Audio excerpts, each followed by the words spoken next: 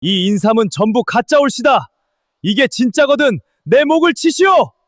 조선 팔도가 진짜라 믿었던 인삼을 천한 종놈 하나가 손끝과 코끝으로 단번에 가려냈습니다.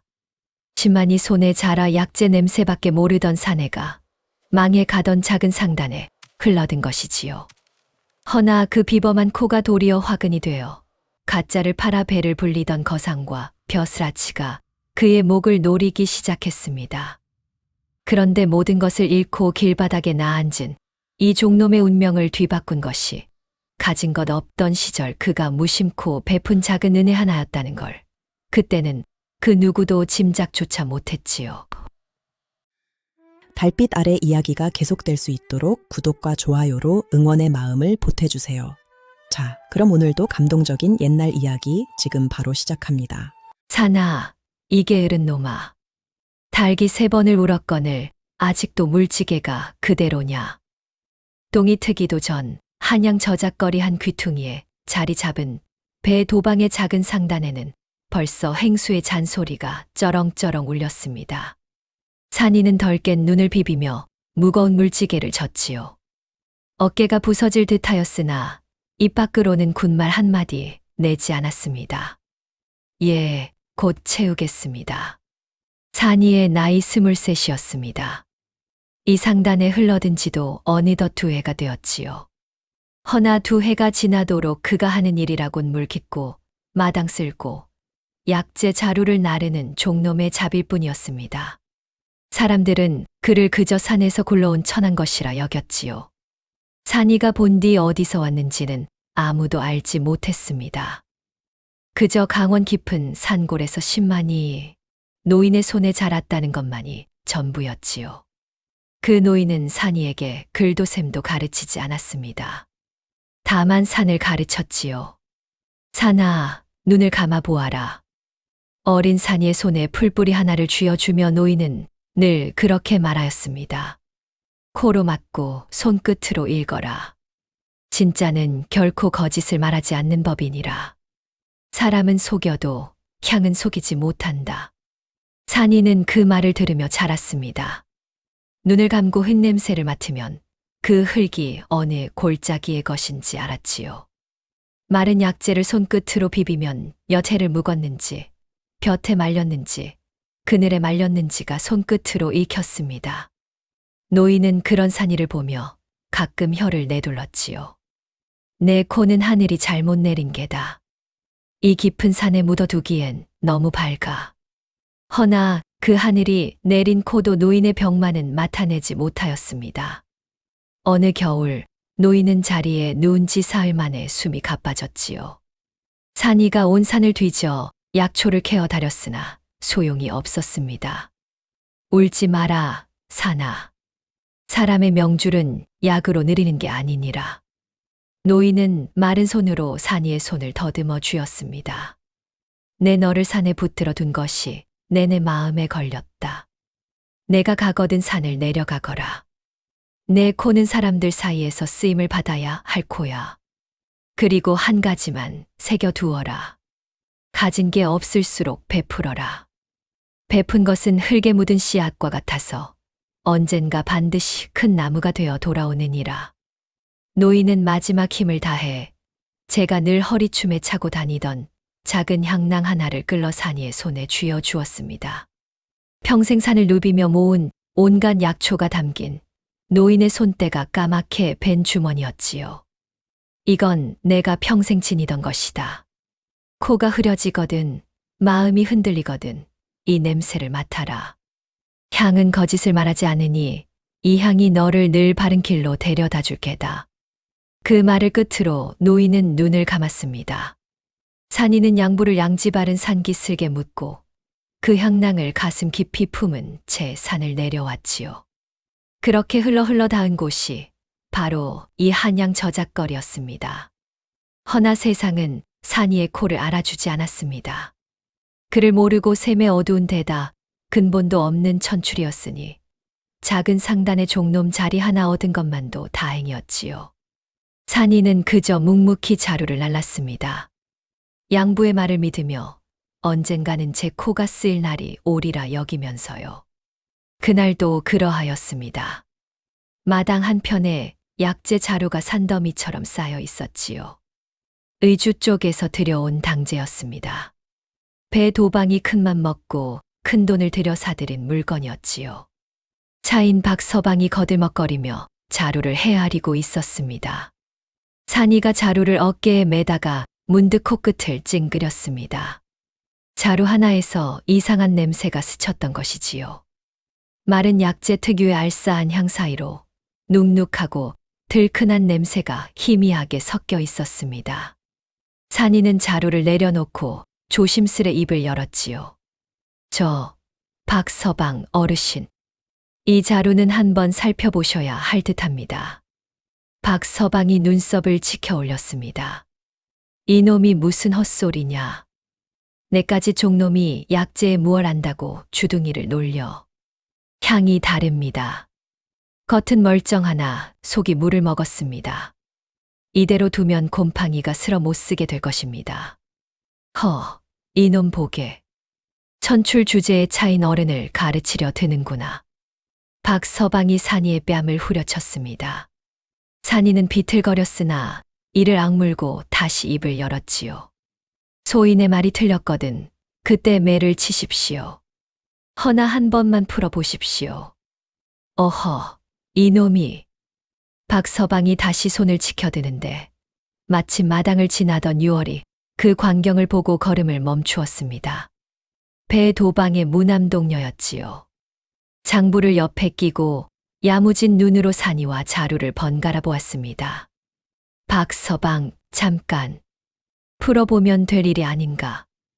6월의 말에 박서방이 마지못해 자루를 풀어 헤쳤습니다. 그러자 겉의 약재 아래로 과연 거뭇하게 곰팡이가 피어오른 속살이 드러났지요. 마당에 있던 이들이 일제히 숨을 들이켰습니다. 세상에 정말이네. 6월이 나직이 중얼거리며 산이를 돌아보았습니다. 차갑고 영민한 그 눈에 처음으로 묘한 빛이 스쳤지요. 허나 박서방은 머쓱해진 얼굴을 감추려 도리어 언성을 높였습니다. 그저 우연이지. 종놈이 운 좋게 한 번 마친 게다.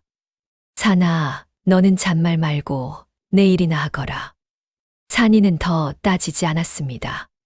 다만 자루를 다시 어깨에 매며 혼잣말처럼 나직이 한마디를 흘렸지요. 우연이 아닙니다. 향은 거짓을 말하지 않으니까요. 크게 떠벌리지도 으스대지도 않는 그 한마디가 어찌나 묵직하던지 마당에 있던 이들이 저도 모르게 산이를 다시 돌아보았습니다. 자루를 나르는 그 고든 등 뒤로 6월의 눈길이 한참이나 머물렀지요. 차갑고 영민하던 그 눈에 천출 종놈을 향한 묘한 호기심이 처음으로 어렸습니다. 그날 밤 산이는 곳간 한켠에 몸을 누이고 별을 올려다보았습니다. 양부가 묻힌 산기슭에도 저 별이 뜨고 있을까. 산이는 품에서 양부의 향낭을 꺼내 코끝에 가만히 가져다 대었지요. 알싸한 약초 냄새 속에 양부의 채취가 어린 듯 코끝이 시큰해졌습니다. 2해가 지나도록 누구 하나 알아주지 않는 이 코가 정녕 양부의 말처럼 쓰임을 받을 날이 오기는 할까요? 가진 게 없을수록 베풀어라. 향은 거짓을 말하지 않으니. 양부의 목소리가 바람결에 들리는 듯하였습니다. 산이는 향낭을 꼭 쥔 채 가만히 눈을 감았습니다. 제게 남은 것이라곤 이 밝은 코 하나와 가슴에 품은 이 향낭과 노인이 남긴 그 한마디뿐이었지요. 배 도방의 상단은 한양 저작거리에서도 손에 꼽히게 작은 상단이었습니다. 약재와 자파를 함께 다루는 비좁은 가게 하나에 차인이라곤 박서방을 비롯해 두엇이 전부였지요. 그래도 배 도방은 평생을 한 가지 믿음으로 장사해 온 사람이었습니다. 장사꾼의 미천은 돈이 아니라 신용이니라. 그는 입버릇처럼 그리 말하였지요. 단 한 번도 물건을 속여 판 적이 없었습니다. 약재 한 근을 팔아도 정직하게 달았고 값을 함부로 후리는 법도 없었지요. 그런 까닭에 배 도방의 물건은 미덥다 하여 단골이 끊이지 않았으나 정작 상단은 좀처럼 커지지 못하였습니다. 세상이 정직한 장사를 알아주지 않은 탓이었지요. 요즘 저작거리에는 흉흉한 소문이 돌았습니다. 어디서 흘러든 것인지 가짜 약재와 가짜 인삼이 물밀듯이 쏟아져 나온다는 것이었지요. 글쎄, 인삼이라 사왔는데 다려 먹어도 영 기별이 없더라니까. 알고 보니 도라지에 물을 들인 가짜였다는 게야. 어디 그뿐인가. 홍삼이라 비싸게 산 것이 속은 썩은 무였다더군. 요즘 저작거리엔 진짜가 열에 하나도 안 된다지 않나. 가게 앞에 모여 약재를 흥정하던 안악들이 혀를 끌끌 찼습니다. 배도방은 그 말을 들으며 긴 한숨을 내쉬었지요. 세상이 어쩌다 일이 되었누. 진짜를 알아보는 눈이 없으니 가짜가 판을 치은 게야. 그 가짜 인삼의 뒤에 누가 있는지는 저작거리 사람이라면 누구나 알면서도 입에 올리기를 꺼렸습니다. 바로 한양에서 제일 가는 거상 서행수였지요. 그의 상단은 점포만 수십이요. 부리는 차이니 100을 헤아렸습니다. 헌데 그 어마어마한 부의 밑바닥에 무엇이 깔려 있는지 사람들은 알면서도 모른 척하였지요. 좋은 물건에 가짜를 슬쩍 섞어 팔고 값을 멋대로 올리고 내리며 작은 상단들을 짓눌러 온 것입니다. 게다가 서행수의 뒤에는 든든한 벼스아치가 버티고 있다 하니 누구도 함부로 그 이름을 입에 올리지 못하였습니다. 사나, 너는 저런 거상이 부럽지 않으냐? 마침 약재 자루를 옮기던 산이에게 유월이 슬쩍 물었습니다. 산이는 잠시 손을 멈추고 가만히 고개를 저었지요. 부럽지 않습니다, 아씨. 양부께서 늘 이르시기를 가짜로 쌓은 곳과는 향이 다르다 하셨습니다. 겉은 그득해 보여도 속은 곰팡내가 나는 법이지요. 유월이 그 말에 눈을 동그랗게 떴습니다. 천출 종놈의 입에서 나온 말이라기엔 어딘가 묵직한 데가 있었던 까닭이지요. 유월은 며칠 전 곰팡이 자루를 단숨에 짚어내던 산이의 모습을 떠올렸습니다. 어쩌면 저 산에 보기와는 다른 무언가를 품고 있는 게 아닐까. 유월의 영민한 눈이 산이의 등을 한참이나 좇았습니다. 그날 저녁 산이는 식은 보리밥 한 덩이를 받아 들고 가게 뒷골목으로 나섰습니다. 골목 한켠에는 며칠을 굶었는지 비쩍 마른 아이 하나가 웅크리고 있었지요. 산이는 잠시 제 밥덩이를 내려다보다가 두말 없이 그것을 아이에게 내밀었습니다. 옛다, 먹어라. 어린 것이 굶으면 못 쓴다. 아저씨는요? 나는 어른이니 한 끼쯤 굶어도 괜찮다. 아이가 허겁지겁 밥을 먹는 동안 산이는 빈배를 쓸며 빙긋 웃었지요. 양부의 목소리가 또 귓가에 맴돌았습니다. 가진 게 없을수록 베풀어라. 산이에게 그것은 거창한 가르침이 아니라 그저 몸에 밴 버릇 같은 것이었습니다. 제가 굶더라도 더 굶은 이를 그냥 지나치지 못하는 타고난 마음씨였지요. 그렇게 며칠이 흐른 어느 날이었습니다. 한양 저작거리가 발칵 뒤집히는 일이 벌어졌지요. 평안도에서 올라온 양령씨 큰손 하나가 가짜 인삼을 진짜라 속여 판일로 큰 소동이 일어난 것입니다. 그리고 그 소동의 한복판으로 배도방과 산이가 휩쓸려 들어가게 되었습니다. 그 무렵 배도방은 남모를 큰 결심을 품고 있었습니다. 정직하기만 해서는 작은 상단을 더 이상 지탱하기 어려운 까닭이었지요. 마침 평안도에서 올라왔다는 마객주가 상등품 인삼 한 바리를 시세의 반값에 넘기겠노라 솔깃한 말을 건넸습니다.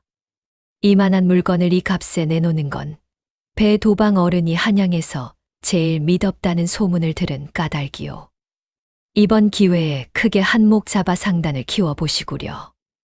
배도방의 마음이 흔들렸습니다. 마 객주의 말이 사실이라면 시들어 가던 상단을 단숨에 일으켜 세울 천금 같은 기회였지요. 배도방은 평생 모은 미천을 탈탈 털고 그것도 모자라 빚까지 끌어다 그 인삼을 사들이기로 하였습니다. 아버님, 너무 서두르시는 게 아닐는지요. 유월이 장부를 짚으며 조심스레 말렸으나 배도방은 고개를 저었습니다. 평생 작게만 살았다. 이번 한 번은 큰 물에서 놀아보고 싶구나. 거래가 이루어지던 날, 저작거리 한복판에는 구경꾼이 잔뜩 몰려들었습니다. 마 객주가 데려온 짐꾼들이 인삼바리를 풀어놓자 사람들은 그 탐스러운 물건에 탄성을 질렀지요. 배도방은 흐뭇한 얼굴로 돈 보따리를 막 건네려던 참이었습니다. 바로 그때였습니다. 인삼바리를 광으로 옮기던 산이가 문득 걸음을 멈추었지요. 코끝이 싸하게 곤두섰던 것입니다. 진짜 인삼이라면 흙내 속에 은은하고 알싸한 단내가 배어 있어야 하거늘 이 인삼에서는 그 단내가 도무지 나지 않았습니다. 대신 어딘가 비릿하고 들큰한 풀뿌리를 물에 한참 불린 듯한 냄새가 스쳤지요. 산이는 슬며시 인삼 한 뿌리를 집어 손끝으로 비벼보았습니다. 진짜라면 단단하고 결이 고들 터인데 이것은 물러서 손톱이 쑥 들어갔지요. 산이의 낯빛이 대번에 굳었습니다. 그는 잠시 망설였습니다. 천한 종놈이 나섰다가 어떤 봉변을 당할지 모르는 일이었으니까요. 허나 평생 모은 미천의 빚까지 얹어 가짜를 사들이려는 도방을 차마 두고 볼 수가 없었습니다. 도방 어르신. 산이가 돈 보따리가 건네지기 직전 배 도방 앞으로 썩 나섰습니다. 이 인삼은 가짜 올시다. 순간 저작거리가 찬물을 끼얹은 듯 조용해졌습니다. 마 객주의 얼굴이 험상궂게 일그러졌지요. 뭐라, 이 천한 종놈이 감히 무슨 망발을 짓거리느냐. 산아, 이게 무슨 짓이냐. 어서 물러가지 못할까. 배 도방마저 당황하여 산이를 꾸짖었습니다. 허나 산이는 물러서지 않았지요. 도리어 차분한 목소리로 말을 이었습니다. 도방 어른, 소인의 말이 틀렸거든 그 자리에서 매를 쳐 죽이셔도 좋습니다. 허나 돈을 건네기 전에 한 번만 살펴보십시오. 진짜 인삼은 결이 곧고 단단하여 손톱이 들지 않습니다. 헌데 이 뿌리는 물러서 손톱이 들어갑니다. 게다가 진짜라면 알싸한 단내가 나야 하거늘 이것은 풀뿌리를 물들인 들큰한 내가 납니다. 마 객주가 펄쩍 뛰었습니다. 별 미친놈을 다 보겠네. 도방 어른, 종놈 말 따위에 흔들리실 겁니까? 내 평안도에서 양령씨를 주름 잡는 마덕수요. 이 무슨 모욕이란 말이오. 구경꾼들이 술렁였습니다. 누구의 말이 옳은지 알 수 없어 웅성거렸지요. 배 도방은 돈 보따리를 든 채 진땀을 흘렸습니다. 한쪽은 평생 부려온 종놈이요. 한쪽은 평안도에서 왔다는 큰손이니 어느 쪽을 믿어야 할지 가늠이 서지 않았던 것입니다. 그때 유월이 한 걸음 나섰습니다.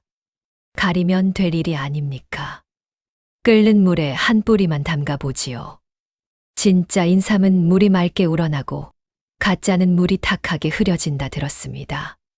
그건 마 객주의 얼굴이 일순 흔들렸습니다. 허나 이미 사람들의 눈이 쏠린 터라 물러설 수도 없었지요. 곧 끓는 물 한 솥이 마련되고 인삼 한 뿌리가 그 안에 담겼습니다. 모두가 숨을 죽이고 솥을 들여다보았지요. 잠시 후 맑아야 할 물이 허옇고 뿌옇게 흐려지기 시작했습니다. 풀뿌리에 물들인 잿물이 풀려 나온 것이었지요. 게다가 우러난 물에서는 인삼 특유의 향이 아니라 비릿한 풀내가 코를 찔렀습니다. 구경꾼들이 일제히 탄성을 질렀습니다. 세상에 정말로 가짜였구나. 저 종놈 코가 귀신이로세. 마 객주의 낯빛이 흙빛으로 변했습니다. 그는 더 버티지 못하고 짐꾼들을 다그쳐 부랴부랴 바리를 챙기더니 꽁무니가 빠지게 저작거리를 빠져나갔지요. 도망치며 흘끔 돌아보는 그 눈에 산이를 향한 시퍼런 도끼가 서려 있었습니다. 배도방은 그제야 다리에 힘이 풀려 덜썩 주저앉았습니다. 하마터면 평생 모은 미천의 빚까지 얹어 가짜 인삼 한 바리를 떠안을 뻔한 것이지요. 배도방은 떨리는 손으로 산이의 손을 덥석 잡았습니다. 사나. 내가 오늘 이 늙은이를 살렸구나. 네, 그 코가. 대체 그 코가 무엇이냐? 산이는 그저 담담히 고개를 숙였습니다. 소인이 한 게 아니라 향이 한 것입니다. 향은 거짓을 말하지 않으니까요. 크게 떠벌리지도 않은 그 한마디에 둘러섰던 구경꾼들이 절로 숙연해졌습니다. 저 말 한 번 묵직하구먼 하고 고개를 끄덕이는 이도 있었고, 그날 천출 종놈이 거짓을 짚어낸 이야기를 두고두고 입에 올리는 이도 있었지요. 배도방은 한참을 말없이 산이를 바라보았습니다. 두 해를 부려온 종놈이 실은 천금을 주고도 못 살 보배였음을 그제야 깨달은 것이지요. 6월 또한 산이를 바라보는 눈빛이 사뭇 달라져 있었습니다. 허나 이 일이 단지 한바탕 소동으로 끝날 일이 아니었습니다. 저작거리에서 망신을 당하고 도망친 마 객주가 실은 한양제일의 거상서 행수에게 가짜 인삼을 대어온 자였던 까닭입니다. 그날 밤 배도방은 좀처럼 잠을 이루지 못하였습니다. 산이의 그 비범한 코가 자꾸만 눈앞에 어른거렸던 까닭이지요. 곰방대를 문 채 마당을 서성이며 배도방은 깊은 생각에 잠겼습니다. 저 종놈의 코를 제대로 쓰기만 한다면 시들어 가던 상단을 일으킬 수 있을 터였습니다. 가짜가 판치는 세상에 진짜를 가려내는 눈이라니 그보다 값진 미천이 또 어디 있겠습니까? 허나 마음 한구석이 자꾸 캥겼습니다. 산이에게 상단의 감별을 맡긴다. 종놈을 말이지. 천추를 끌어올려 상단의 일을 맡긴다는 것은 세상의 법도를 거스르는 일이었지요. 게다가 망신을 당하고 간 마 객주의 뒤에 누가 있는지를 떠올리면 등골이 서늘했습니다. 한양 제일의 거상 서행수. 그 거대한 그늘을 잘못 건드렸다가는 작은 상단 하나쯤 짓밟히는 것은 일도 아닐 터였지요. 이튿날 아침 배도방이 산이를 안채로 부르려 하자 차인 박서방이 펄쩍 뛰며 막아섰습니다. 도방 어른, 아니 될 말씀입니다.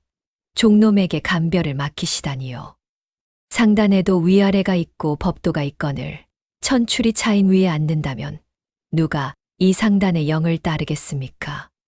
소인은 죽어도 그놈 밑에 서는 일 못합니다. 박서방의 속내는 뻔하였습니다. 어제 종놈 앞에서 망신을 당한 것이 분하여 견딜 수 없었던 것이지요. 평생 차인 노릇으로 지켜온 제 자리를 굴러온 종놈에게 빼앗길까 두려웠던 것입니다. 그때 6월이 한 걸음 나섰습니다. 박서방 법도가 밥을 먹여주던가요? 상단이 망하면 위아래가 다 무슨 소용입니까? 어제 산이가 아니었으면 우리 상단은 오늘 빚더미에 앉았을 겁니다. 사람을 쓸 때는 근본이 아니라 쓸모를 봐야지요. 아씨께서는 어찌 천출편을 그리도 편을 드는 게 아니라 이치를 말하는 겁니다. 6월의 단호한 말에 박서방은 입을 다물었으나 그 눈에는 산이를 향한 미움이 더욱 짙게 서렸습니다. 배도방은 산이를 따로 불러 마주 앉혔습니다. 산아, 내 너를 한낱 종으로 두기엔 너무 아까운 사람이다. 오늘부터 내 곁에서 약재와 인삼의 진위를 가리는 일을 맡아다오. 어떠하냐? 산이는 선뜻 답하지 못하였습니다. 평생 그늘에서만 살아온 그였지요. 양부의 말처럼 제 코가 쓰임을 받는 날을 기다려왔으나 막상 그날이 닥치자 도리어 두려움이 앞섰습니다. 도방 어른, 소인은 그저 천한 종놈입니다. 소인이 나섰다가 어른께 화가 미칠까 두렵습니다. 어제 그 마 객주의 뒤에 누가 있는지 어른께서도 짐작하시지 않습니까? 배도방의 얼굴에 잠시 그늘이 스쳤습니다. 산이의 말이 옳았던 까닭이지요. 허나 배도방은 이내 너털웃음을 지었습니다. 이 늙은이가 평생 정직 하나로 버텨온 사람이다. 가짜가 무서워 진짜를 못 쓴다면 내 무슨 낯으로 신용을 말하겠느냐. 화가 미친다면 같이 맞으면 그만이지. 산이는 가슴이 뜨거워졌습니다. 천출인 자신을 사람으로 알아봐주고 화까지 함께 맞겠다는 그 말이 두 해를 그늘에서 산산이의 마음을 흔들었던 것이지요. 양부의 목소리가 또 귓가에 울렸습니다. 내 코는 사람들 사이에서 쓰임을 받아야 할 코야. 소인 도방 어른을 위해 이 코를 쓰겠습니다. 다만 한 가지만 약조해 주십시오. 소인은 거짓을 가릴 뿐 결코 거짓을 만들지는 않겠습니다. 가짜를 진짜라 우기는 장사라면 소인은 그날로 이 상단을 떠나겠습니다. 배도방은 그 말에 크게 고개를 끄덕였습니다. 그것이야말로 내가 바라던 바다. 좋다. 오늘부로 너는 내 상단의 사람이다. 그리하여 산이는 종놈의 신세를 벗고 배도방의 상단에서 약재와 인삼의 진위를 가리는 감별의 일을 맡게 되었습니다. 두 해를 그늘에서 산 사내에게 마침내 한 줄기 볕이 든 것이지요. 허나 바로 그 무렵 한양제일의 거상서 행수의 으리으리한 객청에서는 마 객주가 무릎을 꿇은 채 식은땀을 흘리고 있었습니다.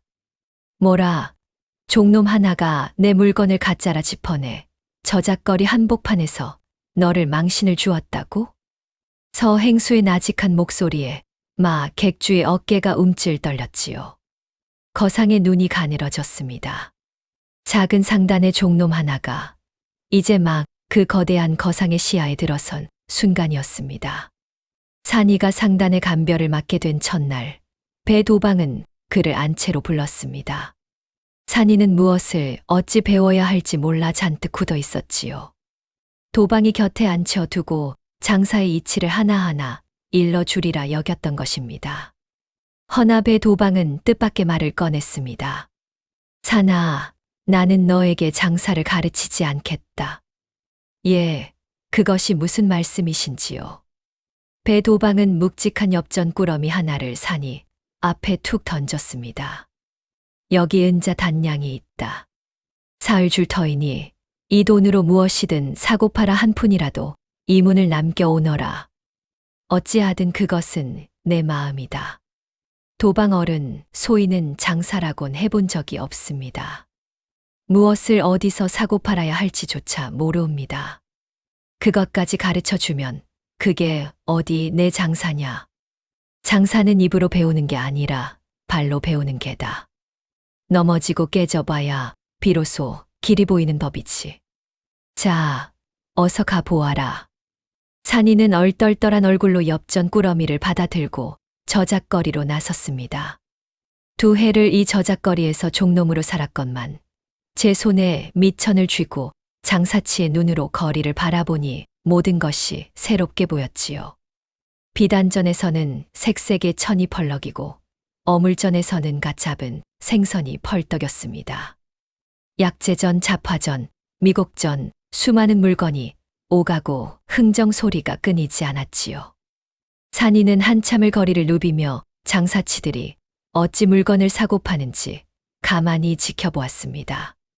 같은 물건도 파는 이에 따라 값이 다르고 사는 이의 눈치를 살펴 값이 오르내리는 것을 보며 장사라는 것이 단지 물건을 주고받는 일이 아님을 어렴풋이 깨달았습니다. 그러다 산이의 코가 문득 움찔하였습니다. 어느 약재전 한 귀퉁이 사람들이 거들떠보지도 않는 마른 약재 더미에서 알싸하고 깊은 향이 풍겨온 것이지요. 산이는 다가가 그 약재를 손끝으로 비벼보았습니다. 겉은 거뭇하고 볼품 없었으나 향과 결로 보아 깊은 산에서 자란 상등품 당귀가 분명하였습니다. 다만 겉모양이 험하여 주인조차 하품으로 여기고 헐값에 내놓은 것이었지요.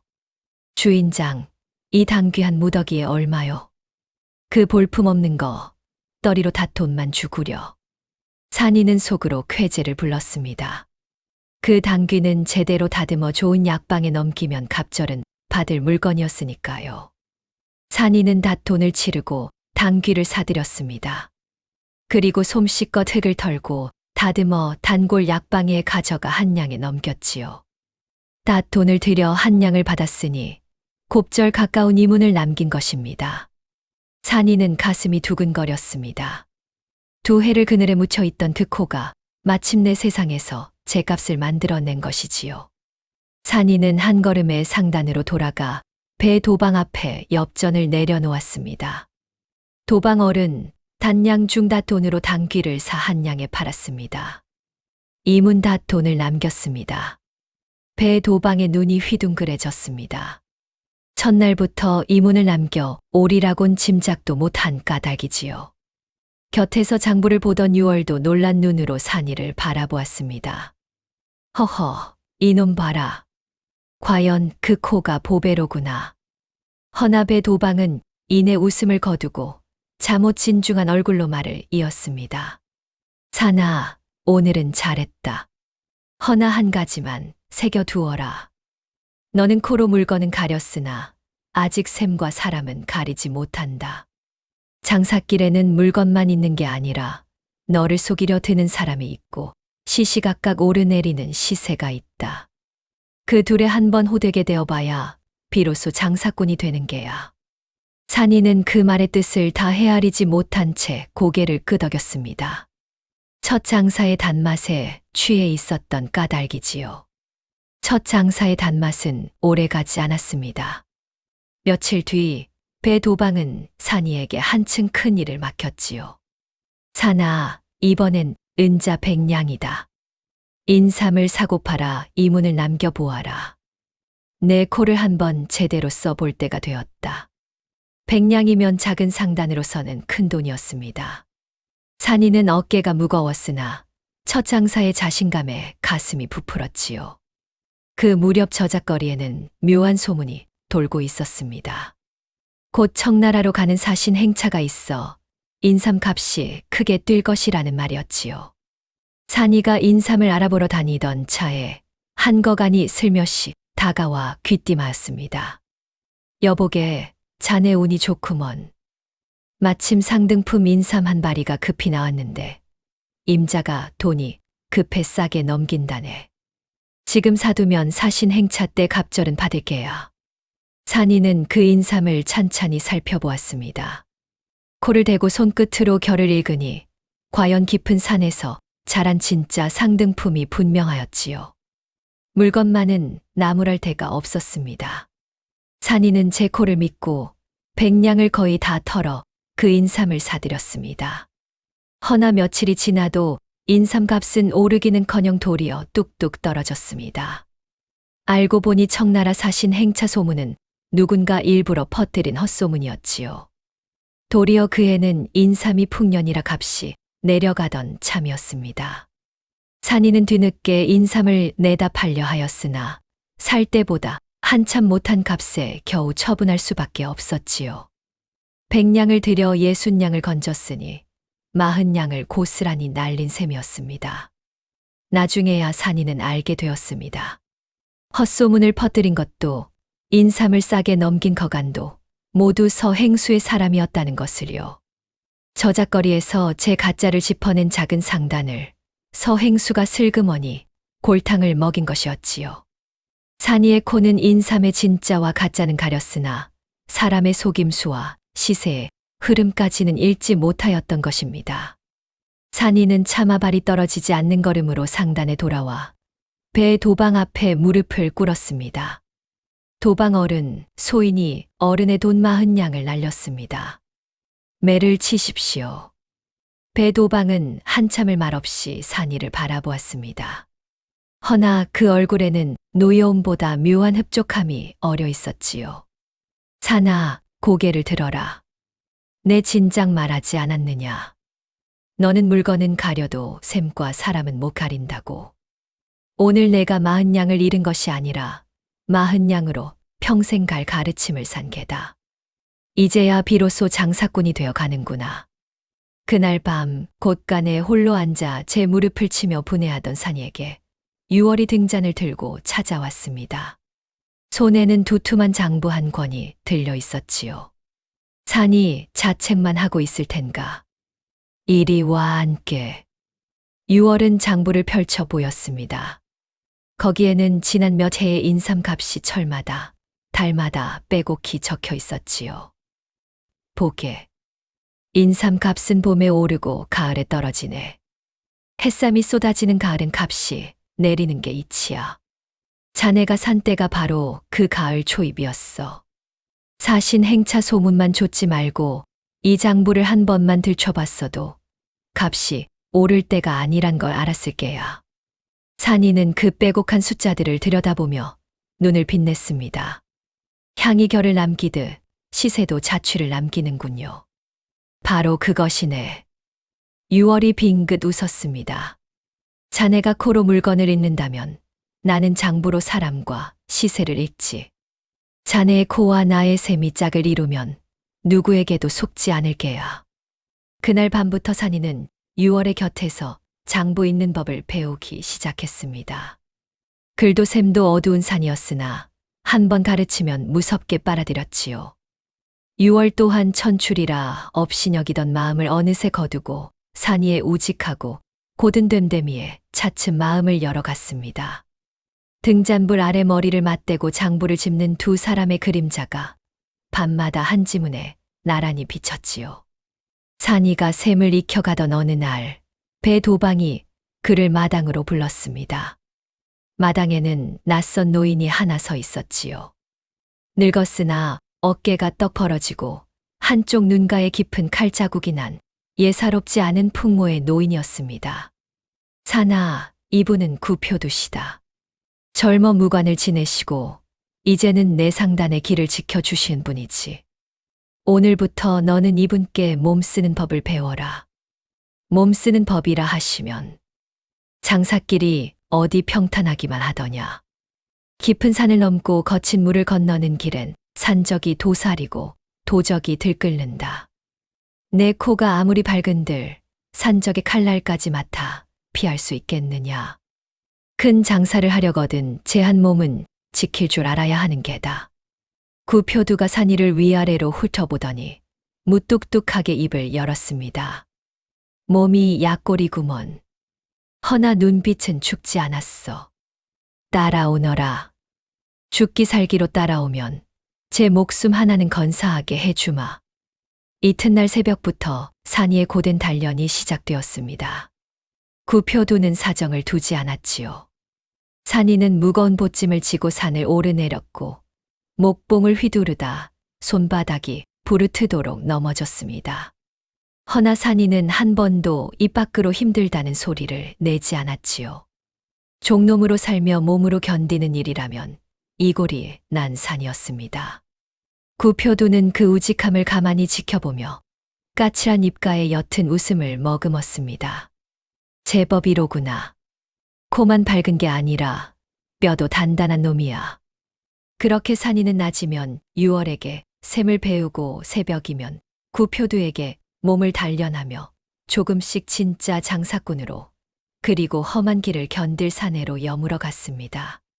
장사를 배우며 분주히 저작거리를 오가던 어느 가을날이었습니다. 산이가 한양 외곽의 한 주막에 약재를 받으러 들렀을 때였지요. 마기를 보고 나오는데 주막 뒤뜰 쪽에서 가느다란 신음이 새어 나왔습니다. 산이가 발길을 돌려가 보니 다 떨어진 옷을 걸친 노인 하나가 거적대기 위에 쓰러져 가쁜 숨을 몰아쉬고 있었지요. 주막 사람들은 그 노인을 멀찍이 피하고 있었습니다. 저 늙은이는 누구요? 산이가 묻자 주모가 진저리를 치며 손사래를 쳤습니다. 청나라에서 왔다는 늙은인데 일행한테 버림받았는지 며칠째 저러고 앓고 있다오. 행여 몹쓸 병이라도 옮을까 무서워 다들 가까이를 안 하지. 진작 내쫓고 싶어도 송장 치우기가 무서워 저리 두는 게요. 곧 객사할 모양이니 자네도 가까이 마시오. 사람들은 병든 노인을 한낱 짐짝처럼 여기고 있었습니다. 허나 산이는 그 말에도 아랑곳 않고 노인에게 다가가 무릎을 꿇었지요. 가까이서 보니 노인은 열에 들떠 입술이 바싹 타 있었고 며칠을 굴렀는지 뺨이 홀쭉하게 패어 있었습니다. 산이는 노인의 이마를 짚고 그 입김과 살갗에서 풍기는 냄새를 가만히 맡아보았습니다. 양부에게 배운 대로였지요. 풀의 향이 있듯 사람의 병에도 냄새가 있는 법이었습니다. 열병의 매캐한 내인지 속이 골문 비릿한 내인지 그저 굶고 지친 헛헛한 내인지를 산이의 코는 가려낼 수 있었습니다. 폐가 곪은 게 아니라 오래 굶고 찬데 누워 기력이 다한 괴로구나. 속을 덮이고 기운을 돋우는 약재만 제대로 쓰면 일어날 수 있겠다. 산이는 곧장 제 보찜을 풀었습니다. 마침 지니고 있던 약재 가운데서 인삼 몇 뿌리와 대추, 생강 따위를 골라내었지요. 산이의 코가 가려낸 기력을 돋우는 데 가장 마땅한 것들이었습니다. 산이는 주모에게 부탁해 솥을 빌리고 정성껏 약을 다리기 시작했습니다.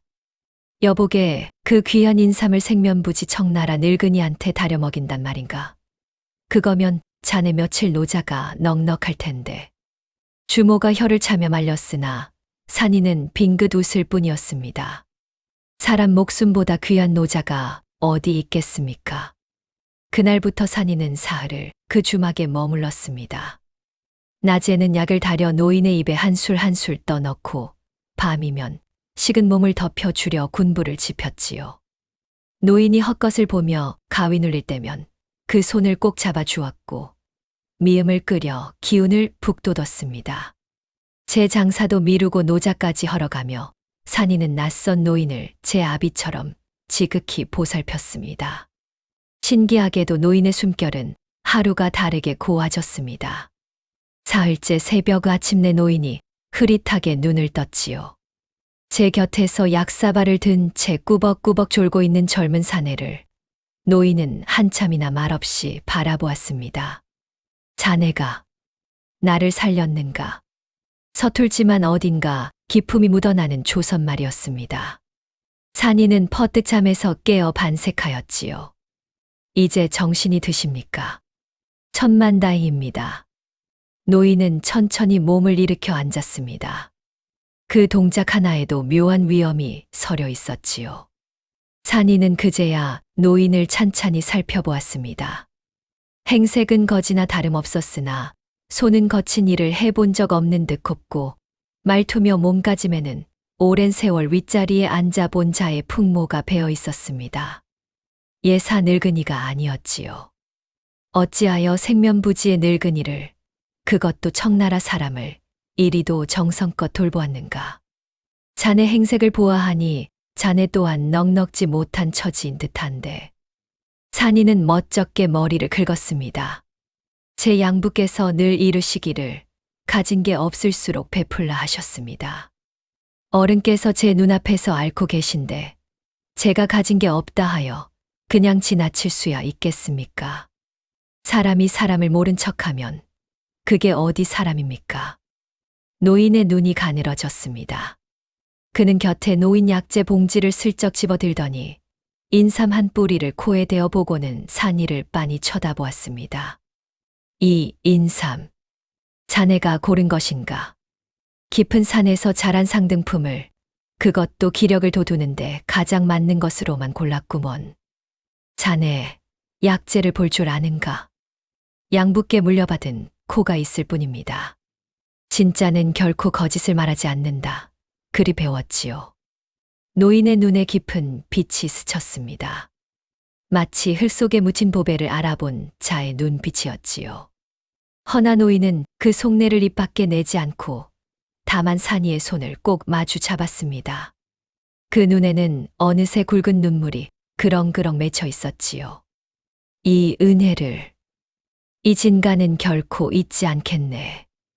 내 비록 지금은 이 초라한 꼴이나 한때는 나도 사람 위에 사람으로 살던 몸이었네. 언젠가 반드시 이 빚을 갚으리다.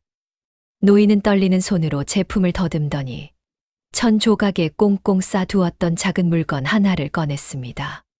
손바닥만한 옥패였지요. 행색은 비록 거지였으나 그 옥의 빛깔만은 예사롭지 않은 귀물이었습니다. 이것을 받게. 내게 남은 마지막 물건이네. 언젠가 자네가 깊은 곤경에 처하거든 이것을 들고 청나라 연경으로 사람을 보내게. 그러면 반드시 자네를 도울 리가 나타날 걸세. 산이는 화들짝 손사래를 쳤습니다. 어른, 이 무슨 말씀이십니까? 갚으실 것도 주실 것도 없습니다. 사람이 사람을 살리는데 무슨 빚이 있겠습니까? 이런 귀한 물건은 어르신께서 노자에 보태 쓰셔야지요. 밖에 늙은이의 마지막 청일세. 노인이 어찌나 간곡히 청하는지 산이는 차마 더 마다하지 못하고 그 옥패를 받아 품에 넣었습니다. 허나 마음에 두지는 않았지요. 그저 가엾은 노인이 고마운 마음에 주는 정표련이 여겼을 뿐입니다. 며칠 뒤 기운을 차린 노인은 거듭거듭 고개를 숙이며 산이와 작별하고 청나라로 가는 길에 올랐습니다. 떠나기 전 노인은 산이의 두 손을 오래도록 잡고 놓지 못하였지요. 자네 같은 사람이 이 험한 세상에 다 있다니. 부디 그 고든 마음 잃지 말고 살게나. 산이는 멀어지는 노인의 뒷모습을 바라보다 이내 제 갈 길을 갔습니다. 노인이 누구인지 무엇을 하던 사람인지조차 묻지 않았지요. 품속의 옥패마저 까맣게 잊은 채였습니다. 그저 한 사람을 살렸다는 것으로 마음이 따뜻했을 뿐이었습니다. 그 일이 있은 뒤로 산이는 한층 단단해진 사람이 되었습니다. 코로 물건을 가리고 유월에게 배운 셈으로 시세를 읽고 사람의 속임수까지 가려내는 눈이 트인 것이지요. 산이의 장사는 나날이 달라졌습니다. 남들이 놓치는 물건을 귀신같이 집어냈지요. 겉보기에 볼품없어 헐값에 나온 상등품을 사들여 제값에 넘기고 시세가 오를 물건을 미리 사두었다가 값이 뛰면 팔았습니다. 한 번은 가짜 약재를 진짜라 속여 팔려던 거간을 코끝 하나로 망신을 주어 쫓아내기도 하였지요. 이 환기는 묵은 데다 곰팡이가 슬었고 이 감초는 단내가 가짜요. 어디서 이런 걸 진짜라고 들고 오시오? 거간이 얼굴이 벌개져 주랭랑을 치자 구경하던 장사치들이 손뼉을 쳤습니다. 저 사람이 그 진짜를 가린다는 배 도박내 감별이라네. 코가 귀신이라더니 과연 그렇구먼. 산이의 이름이 저작거리에 차츰 알려지기 시작했습니다. 배 도박내 상단에 가면 결코 가짜를 사는 일이 없다 하여 단골이 부쩍 늘었지요. 시들어가던 작은 상단에 다시 활기가 돌았습니다. 곳간이 차오르고 거래가 늘고 차인을 새로 들일 만큼 형편이 폈지요. 배 도방은 그런 산이를 대견하게 바라보며 너털웃음을 지었습니다. 산아, 내 평생 정직 하나로 버텼으나 늘 작게만 살았다. 헌데 내가 온 뒤로 정직이 비로소 돈이 되는구나.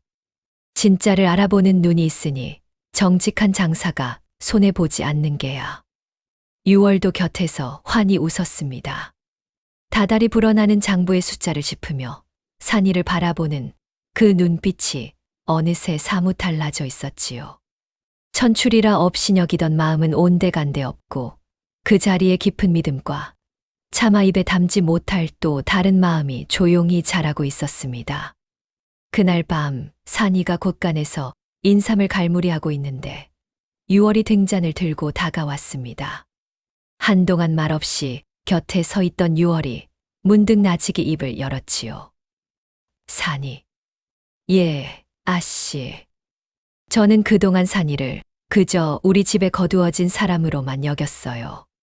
천출이라고 마음 한구석으로 낮춰보기도 했고요. 6월은 잠시 망설이더니 야무진 눈으로 산이를 똑바로 바라보았습니다. 헌데 곰팡이 자루를 단번에 짚어내던 그날부터 시세를 읽고 사람을 가리고 우리 상단을 이만큼 일으키는 걸 곁에서 다 지켜봤지요. 이제는 알겠어요. 산이는 제가 함부로 낮춰볼 사람이 결코 아니라는 걸요. 산이가 머쓱하여 손을 내저었습니다. 아씨, 소희는 그저 나이도 저보다 2살이나 위시잖아요. 6월이 발그레 웃으며 말을 이었습니다. 그러니 앞으로는 산이라 부르지 않고 오라버니라 부를게요. 마음으로 윗사람으로 모시겠다는 뜻이에요. 괜찮지요, 오라버니? 난생 처음 오라버니라 불린 산이는 멋쩍게 뒤통수를 긁으면서도 그 한마디가 어찌나 따뜻하던지 가슴이 뭉클해졌습니다. 천출 종놈으로 태어나 평생 이름 대신 이놈 저놈으로 불려온 그였지요. 누군가 저를 그리 귀하게 불러준 것은 돌아가신 양부를 빼면 처음이었습니다. 예. 그리하시지요, 아씨. 두 사람은 마주보며 가만히 웃었습니다. 등잔불 아래 두 사람 사이에 차마 말로는 다 못할 정이 도란도란 익어가고 있었지요. 허나 작은 상단이 살아날수록 그 모습을 곱지 않은 눈으로 지켜보는 이가 있었습니다. 바로 서행수였지요. 제가 골탕을 먹였건만 도리어 보란 듯이 살아나는 배 도박내를, 그리고 그 한복판의 종놈 출신 간별을 서행수는 객청에 앉아 가만히 가늠하고 있었습니다. 진짜를 가리는 코라. 저 코만 내 것으로 만들면 천하의 인삼이 모조리 내 손에 들어올 터. 종놈 하나 구슬리는 거야 어려울 게 무엇냐. 서행수의 입가에 의문스러운 미소가 스쳤습니다. 비범한 그 코를 회유하여 제 사람으로 삼겠다는 속셈이었지요. 며칠 뒤 배 도박내 상단으로 뜻밖의 전갈이 날아들었습니다. 한양제일의 거상 서행수가 산이를 보자 한다는 것이었지요. 사람들은 술렁였습니다. 그 거대한 거상이 작은 상단의 간별을 따로 부르다니 보통 일이 아니었으니까요. 산이는 구표두를 대동하고 서행수의 으리으리한 객청으로 들었습니다. 소슬대문을 지나니 너른 마당에 수십 간곳간이 늘어서 있고 비단과 약재가 산처럼 쌓여 있었지요. 작은 상단만 보던 산이의 눈이 절로 휘둥그레졌습니다. 객청 안 비단 방석에 거만하게 앉은 서행수가 산이를 맞았습니다. 기름진 얼굴에 여유로운 미소를 띤 채였지요. 자네가 그 진짜를 가린다는 코로구먼. 가까이 와 앉게. 서행수는 산이에게 귀한 차를 권하며 부드러운 목소리로 말문을 열었습니다. 내 자네 소문을 익히 들었네. 코 하나로 가짜를 귀신같이 가려낸다지. 헌데 그런 재주를 그 손바닥만 한 배 도박내에서 썩히고 있다니 안타깝지 않은가. 자네, 내게로 오게. 소인이 행수 어른께로 말입니까?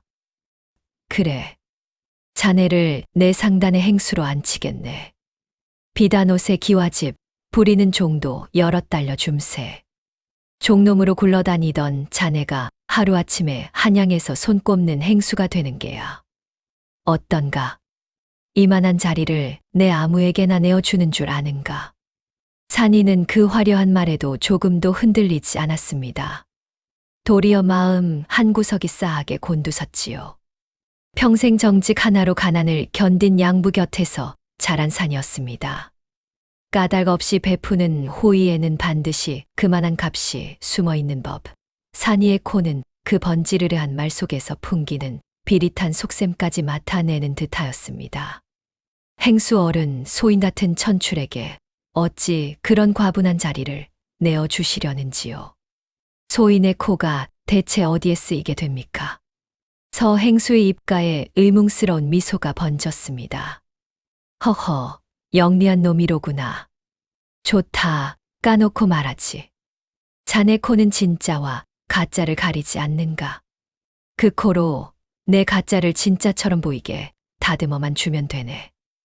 어디가 어설픈지, 어찌해야 들통나지 않는지 자네만큼 잘 아는 자가 또 어디 있겠나. 가짜를 진짜로 둔갑시키는데 자네 코만 한 게 없지. 그 대가로 내 자네를 평생 떵떵거리며 살게 해주겠다는 게야. 산이의 낯빛이 차갑게 굳었습니다. 미심쩍던 것의 정체가 그제야 드러난 것이지요. 서행수가 원하는 것은 진짜를 가리는 코가 아니라 가짜를 진짜로 꾸며줄 코였습니다. 산이는 자리에서 천천히 일어나 고개를 숙였습니다. 행수 어른의 후한 말씀은 잘 들었습니다. 허나 소인은 그 자리를 받을 수 없습니다. 무어라? 서행수의 눈썹이 꿈틀했습니다. 산이는 담담하나 또렷한 목소리로 말을 이었지요. 행수 어른, 향은 거짓을 말하지 않습니다. 소인의 양부께서 평생을 두고 이르신 말씀이지요. 소인은 이 코로 거짓을 가릴 뿐 결코 거짓을 만들지는 않겠다고 도방 어른께 약조하였습니다. 비단옷을 입자고 그 약조를 저버린다면 소인은 이 코를 가질 자격이 없는 놈이지요. 가짜로 쌓은 곳간은 아무리 그득해도 곰팡내가 나는 법. 소인은 그런 곳간의 향은 맡고 싶지 않습니다. 객청 안에 무거운 침묵이 흘렀습니다. 서행수의 여유롭던 얼굴이 일그러졌지요. 종놈 따위가 그것도 천하의 서행수가 내미는 손을 면전에서 뿌리치다니 일찍이 없던 일이었습니다. 이놈, 천한 종놈 주제에 감히 누구 앞에서 청렴을 떠드느냐. 비단옷이 싫다 이 말이지. 좋다 가보아라. 허나 똑똑히 새겨두어라. 내 손을 잡지 않는 자가 이 한양 저작거리에서 어찌 되는지를. 산이는 더 대꾸하지 않고 객청을 물러나왔습니다. 등 뒤로 서행수의 서늘한 눈길이 비수처럼 꽂혔지요. 산이가 떠난 객청에서 서행수는 한참을 말없이 앉아 있었습니다. 곁에 시립한 수아가 조심스레 입을 열었지요. 행수 어른, 어찌 저런 천한 것에 무례를 그냥 두십니까? 그냥 둘 리가 있느냐? 서행수가 차갑게 내뱉었습니다. 회유로 안 되는 칼은 부러뜨리는 수밖에. 저 코는 내게 오지 않으면 반드시 내 발목을 잡을 가시다. 진짜를 가리는 눈이 살아있는 한, 내 가짜 장사가 언제까지 무사하겠느냐. 배 도박내를 송두리째 무너뜨려 저 종놈이 다시는 일어서지 못하게 짓밟아야겠다. 서행수는 잠시 생각에 잠기더니 수아에게 나직이 일렀습니다. 듣자 하니 배 도박내의 산이를 못마땅해 하는 차인이 하나 있다더구나. 박서방이라 했던가. 그 자를 은밀히 만나보아라. 미움받는 자의 마음을 사는 데는 돈과 자리만 한 미끼가 없는 법이지. 수아가 음흉하게 웃으며 물러갔습니다. 거대한 거상의 그물이 작은 상단을 향해 소리 없이 드리워지기 시작했습니다. 배 도방내 상단이 나날이 커가던 어느 날, 배 도방이 산이와 유월을 안채로 불러앉혔습니다. 그 얼굴에는 큰 결심이 어려 있었지요. 산아, 유월아. 우리 상단이 한양에서 제법 자리를 잡았다. 허나 서행수가 우리를 그냥 두지 않을 게다. 한양 바닥에서 그 거상과 정면으로 부딪혀서는 결코 이길 수 없어.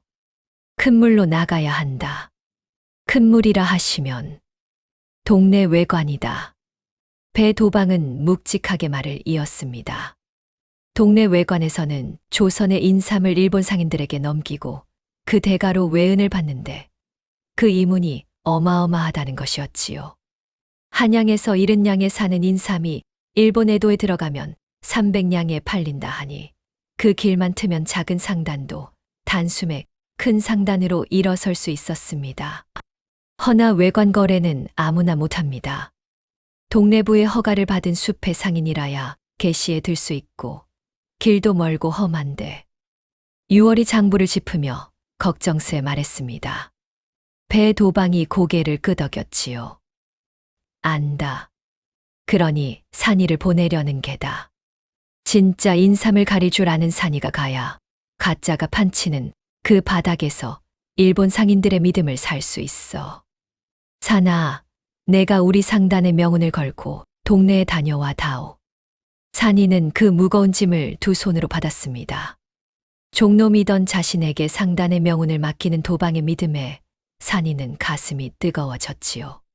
소인 목숨을 걸고 다녀오겠습니다. 허나 동네는 한양에서 1000리 길이었습니다. 인삼을 가득 실은 바리를 끌고 그 멀고 험한 길을 무사히 오가자면 산이 혼자의 힘으로는 어림도 없었지요. 산이는 길을 함께할 사람들을 모으기로 마음먹었습니다. 헌데 산이가 찾아간 이들은 하나같이 세상이 등을 돌린 사람들이었습니다. 산이가 먼저 발길을 옮긴 곳은 저작거리 뒷골목, 곰배팔이라 불리는 늙은 보부상이 머무는 허름한 복로방이었습니다. 곰배팔이는 한쪽 팔이 어려서 부러진 채 잘못 붙어 늘 굽은 팔을 가슴에 안고 다녔지요. 사람들은 그 꼴을 보고 병신이라 손가락질하며 짐도 변변히 못 진다고 일감조차 주지 않았습니다. 산이가 방문을 열었을 때 곰배파리는 식은 보리밥 한 덩이를 우물거리며 성한 손으로 집신을 삼고 있었지요. 산이를 보더니 대뜸 콧방귀를 뀌었습니다. 그 거지 같던 종놈이 이제 제법 멀끔해졌구먼. 무슨 바람이 불어 이 늙은 병신을 다 찾아왔누. 어르신, 동네까지 인삼바리를 끌고 가야 합니다. 세제며 문경이며 험한 길이 한둘이 아닌데 조선 팔도기를 어르신만큼 손금처럼 아는 분이 없습니다. 같이 가 주십시오. 곰배파리는 집신을 삼던 손을 멈추고 산이를 빤히 올려다보았습니다. 길을 아는 사람이야 많지. 헌데 왜 하필 팔병신인 날 찾아왔누? 짐도 못 지는 이 늙은이를. 산이는 곰배파리의 굽은 팔을 가만히 바라보다 말했습니다.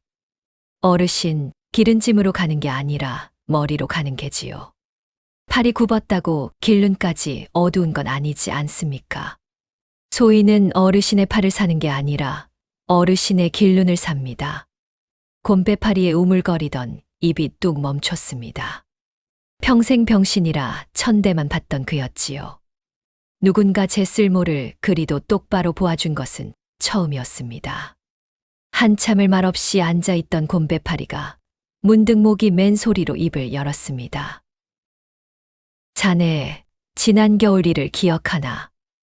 내가 노름빚에 몰려 사흘을 굶고 이 골목에 쓰러져 있을 때 자네가 종놈 주제에 제 점심 국밥을 통째로 내게 말아주었지.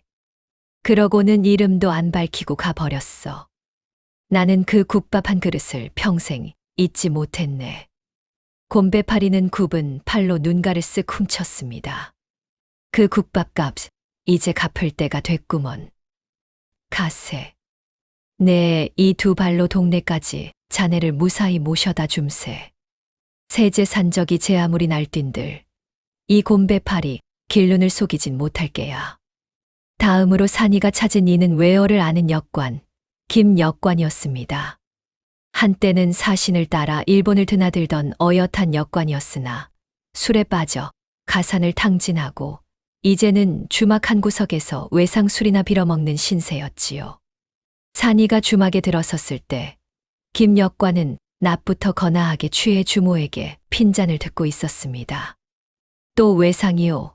김역관, 당신 같은 술주정뱅이한테 누가 술을 외상으로 주겠소.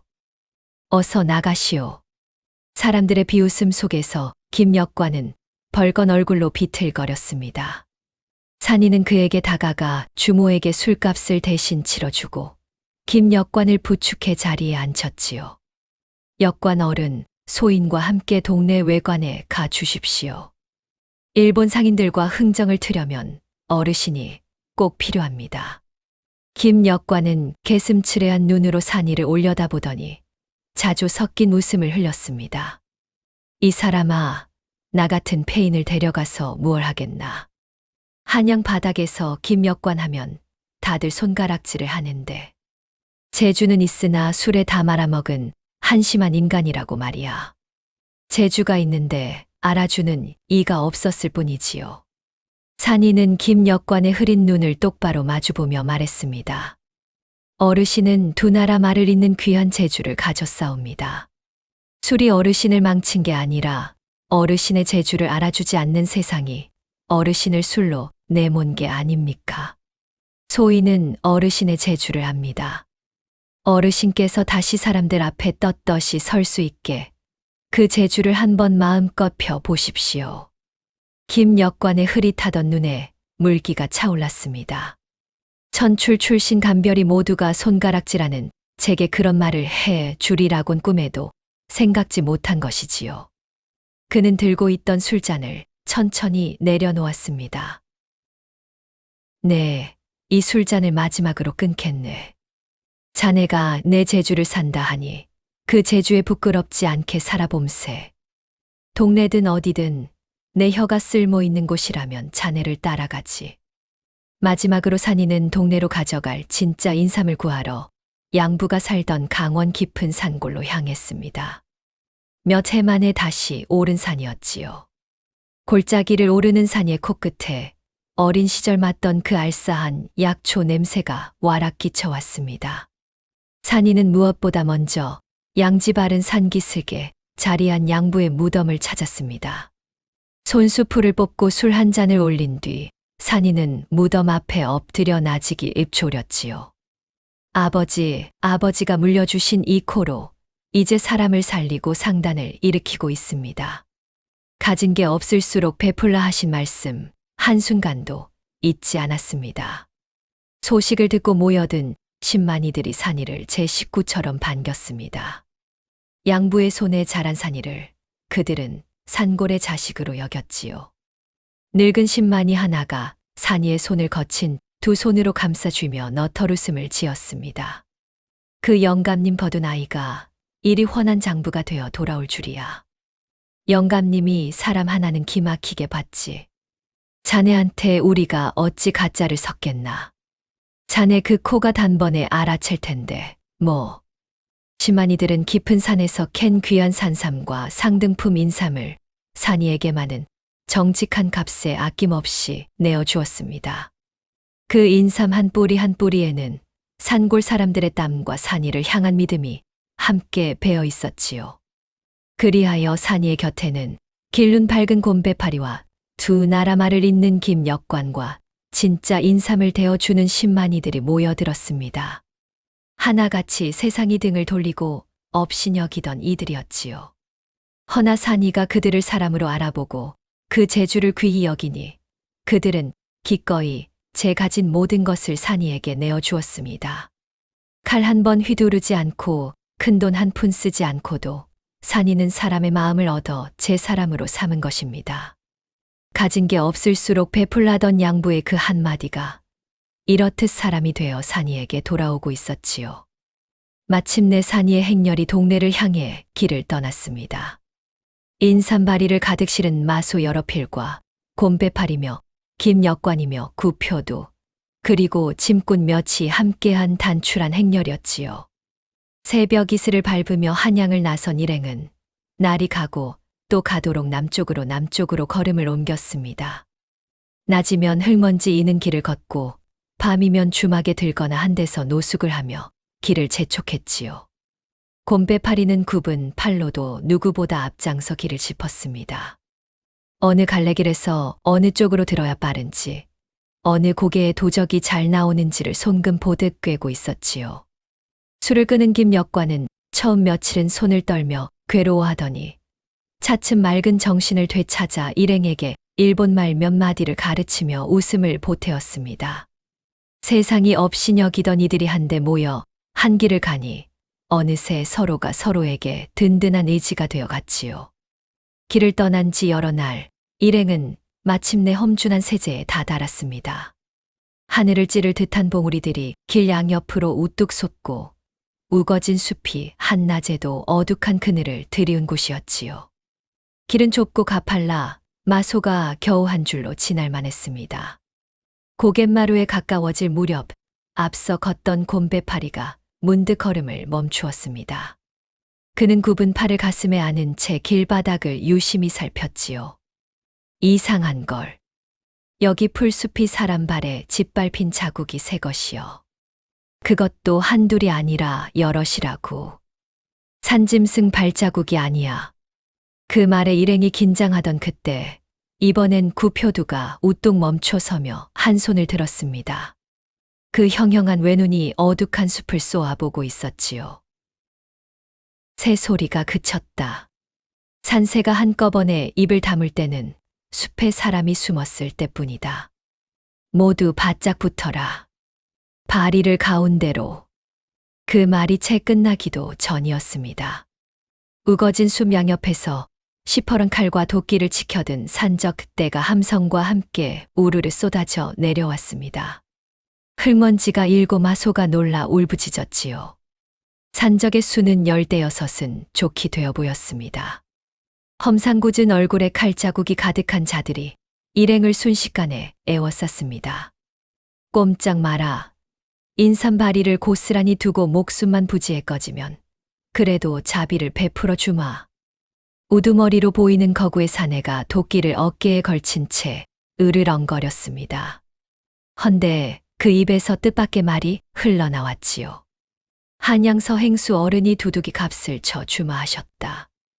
배 도박내 인삼바리만 탈탈 털어오면 된다고 행수 어른이 친히 일러주셨지. 산이의 눈빛이 얼음장처럼 차가워졌습니다. 서행수가 기어이 산적까지 풀어 제 길을 막은 것이었지요. 짐꾼들은 사색이 되어 벌벌 떨었고 김 역관은 다리가 풀려 그 자리에 주저앉을 뻔했습니다. 바리를 지켜라. 한 짐도 빼앗겨선 안 된다. 산이가 외치자 구표두가 등에 맨 환도를 스릉빼 들고 산적들 앞을 막아섰습니다. 늙은 것이 죽고 싶어 환장했구나. 산적 둘이 비웃으며 동시에 달려들었습니다. 허나 구표두의 검이 번개처럼 허공을 갈랐지요. 한때 변방을 지키던 무관의 솜씨가 어디 갔겠습니까?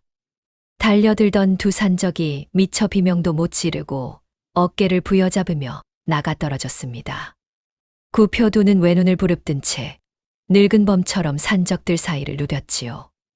산이도 구표두에게 익힌 봉을 고쳐 쥐고 바리 곁을 지켰습니다. 무예의 고수는 아니었으나 새벽마다 손바닥이 부르트도록 흘린 땀이 헛되지 않았지요.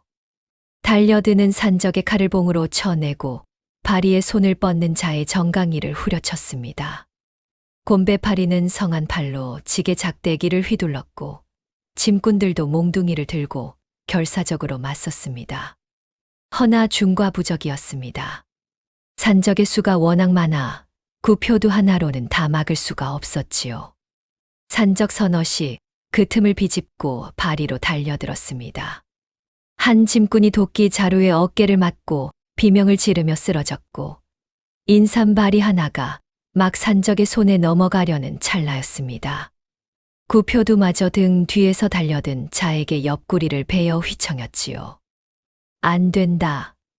산이의 머릿속이 번개처럼 돌아갔습니다. 칼로는 이 많은 수를 당해낼 수 없었지요. 그 순간 산이의 눈에 들어온 것은 마소 등에 실린 제 약재 보찜이었습니다. 산이는 번개같이 보찜을 풀어 헤쳤지요. 그 안에는 매운 겨자와 독한 천초, 마른 고추를 곱게 빻아 만든 가루가 있었습니다. 본디 짐승의 코를 막아 기를 틀 때 쓰려고 챙겨둔 것이었지요. 산이는 손가락에 침을 묻혀 바람의 방향을 가늠했습니다. 바람은 마침 산적들 쪽으로 불고 있었지요. 산이는 한 줌 가루를 움켜쥐고 산적대의 얼굴을 향해 있는 힘껏 흩뿌렸습니다. 매캐하고 알싸한 가루가 바람을 타고 산적들의 눈과 코로 와락 파고들었지요. 컥, 으아, 눈이 안 보인다. 코 속이 타들어간다. 산적들이 일제히 칼을 떨어뜨리고 얼굴을 부여잡았습니다. 눈물 콧물을 쏟으며 땅바닥을 뒹구는 자, 앞이 안 보여 제 동료를 후려치는 자, 비명을 지르며 숲으로 달아나는 자로 순식간에 아수라장이 되었지요. 산이는 그 틈을 놓치지 않고 목청껏 외쳤습니다. 지금이다. 관군이 온다. 관군이 와. 세제 너머의 관군이 매복해 있다. 물론 관군 따위는 없었습니다. 허나 눈이 멀어 우왕좌왕하던 산적들은 그 말에 완전히 겁을 집어먹었지요. 그 틈에 구표두가 옆구리를 부여잡은 채로도 우두머리의 멱을 향해 검을 겨누었습니다. 꼼짝 마라. 한 발만 더 움직이면 내 목이 먼저 땅에 떨어진다. 기세가 완전히 꺾인 산적들은 우두머리를 끌다시피 하여 혼비백산 숲속으로 달아나 버렸습니다. 산이의 행렬은 인삼바리 한 짐 잃지 않고 마침내 위기를 넘긴 것이지요. 싸움이 끝나자 산이는 가장 먼저 어깨를 다친 짐꾼과 옆구리를 베인 구표두에게 달려갔습니다. 다행히 상처는 깊지 않았지요. 산이는 보찜에서 지혈에 좋은 약초를 골라 으깨어 상처에 붙이고 정성껏 천으로 싸매 주었습니다. 그 손길이 어찌나 익숙하고 정확한지 구표두가 옅은 웃음을 흘렸습니다. 제법이로구나. 칼솜씨가 아니라 머리로 싸우는 놈은 내 평생 처음 본다. 그 매운 가루며 잊지도 않은 관군이며 어디서 그런 잔꾀가 다 나오느냐. 잔꾀가 아니라 살길이지요. 산이가 구표두의 옆구리를 싸매며 빙긋 웃었습니다. 봉술만으로는 저 많은 수를 당할 수 없었습니다. 코로 가린 약재가 칼보다 나을 때도 있는 법이고요. 진짜 싸움은 힘으로 하는 게 아니라 상대가 무엇을 가장 두려워하는지를 아는 데서 나는 것 아니겠습니까? 구표두는 그 말에 한참을 산이를 바라보았습니다.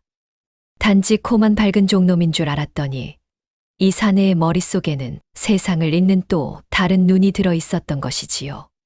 산이는 흙먼지를 털고 일어나 멀리 남쪽 동네 쪽 하늘을 바라보았습니다. 서행수가 산적까지 풀어 기어이 제 길을 막으려 한 것을 보면 이 외관 거래가 그만큼 중요하다는 뜻이었지요. 두려움보다 도리어 굳은 결의가 산이의 두 눈에 차올랐습니다. 가자. 동네가 멀지 않았다. 저들이 막으려 할수록 우리는 더 기어이 가야 한다. 상처를 싸맨 일행은 서로를 부축하며 다시 험한 세제를 넘었습니다. 그렇게 죽을 고비를 함께 넘긴 그들 사이에는 어느새 피부치보다 끈끈한 정이 자라 있었지요. 며칠 뒤 산이의 행렬은 마침내 짭짤한 바닷바람이 불어오는 동네 땅에 다다랐습니다. 마침내 산이의 행렬이 동네 외관에 닿았습니다. 초량 바닷가에 자리한 외관은 한양에서는 결코 보지 못한 진풍경이었지요. 높다란 담장 안으로 일본식 기와집이 빼곡히 들어찼고 그 너머로 짠 내 가득한 바다가 끝없이 펼쳐졌습니다. 계시가 열리는 날이면 조선 상인과 일본 상인이 뒤섞여 흥정하는 소리로 외관 앞이 떠나갈 듯 했지요. 알아들을 수 없는 일본 말과 조선 말이 뒤엉키고 비단과 약재와 은이 산처럼 오갔습니다. 산이는 그 낯선 광경에 한동안 넋을 잃고 서 있었지요. 허나 외관의 분위기는 산이가 기대한 것과 사뭇 달랐습니다. 한양에서 온 이름 없는 젊은 상인을, 그것도 행색이 변변치 못한 자를 누구도 거들떠보지 않았던 것이지요. 외관 계시를 주름잡는 조선 상인들은 텃세를 부리며 산이를 밀어냈고 일본 상인들은 아예 눈길조차 주지 않았습니다. 김 역관이 사정을 알아보고 와 일러주었습니다.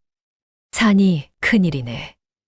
요즘 조선에서 들어온 인삼 중에 가짜가 하도 많아 일본 상인들이 조선 인삼이라면 아주 고개를 절레절레 흔든다는구먼. 값을 후려치거나 아예 사려 들질 않아. 누군가 가짜 인삼을 잔뜩 풀어 조선 인삼의 신용을 송두리째 떨어뜨렸다는 게야. 산이는 그 말에 곧 서행수를 떠올렸습니다. 가짜 인삼으로 폭리를 취하는 서행수의 장사가 결국 조선 인삼 전체의 믿음을 갉아먹어 정직한 상인들까지 그 그늘에 시들게 하고 있었던 것이지요. 산이는 입술을 깨물었습니다. 역관 어르신, 그렇다면 길은 하나뿐입니다.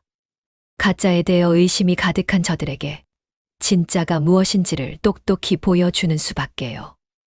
마침 그날 외관 계시 마당에는 큰 소동이 일고 있었습니다. 외관에서 제일 가는 큰 손으로 통하는 다나카라는 일본 거상이 한 조선 상인과 인삼을 두고 언성을 높이고 있었던 것이지요. 다나카는 외관의 일본 상인들이 우러러보는 인물로 그 눈밖에 나면 외관에서 장사를 접어야 한다는 말이 있을 만큼 콧대 높은 자였습니다. 또 가짜 아니냐. 지난번에도 진짜라더니 속에 썩은 물을 박은 가짜였어. 조선 인삼은 이제 한 뿌리도 믿을 수 없다. 다나카가 통변을 통해 노발대발하며 인삼 보따리를 땅바닥에 내동댕이 쳤습니다. 조선 상인은 억울하다 항변했으나 다나카는 들은 척도 하지 않았지요. 그 서슬에 다른 일본 상인들도 조선 인삼에서 등을 돌리려 했습니다. 바로 그때 산이가 사람들을 해치고 앞으로 나섰습니다. 그러고는 내동댕이 쳐진 그 인삼 보따리를 집어들어 코끝에 가만히 가져다 대었지요. 김 역관을 통해 산이가 입을 열었습니다. 이 인삼은 가짜가 맞소. 허나 썩은 무는 아니외다. 도라지 뿌리에 인삼즙을 발라 빛깔을 낸 데다 무게를 늘리려 속에 잔돌까지 박았구려. 다나카가 눈썹을 치켜 올리며 산이를 위아래로 훑었습니다.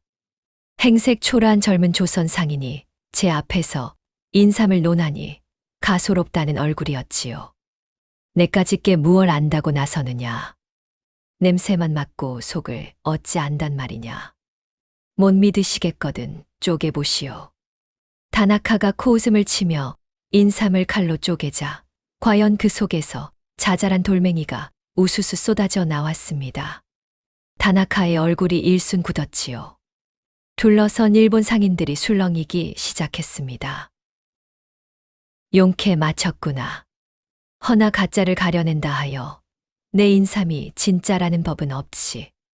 조선에서 온 놈들은 하나같이 제 물건만은 진짜라 우기더라. 내 인삼은 무엇이 다르냐. 산이는 기다렸다는 듯 제가 가져온 인삼 한 뿌리를 다나카 앞에 내놓았습니다. 강원 깊은 산에서 신만이들이 캐어준 산이의 코가 손수 가린 상등품이었지요. 이것을 맡아보시오.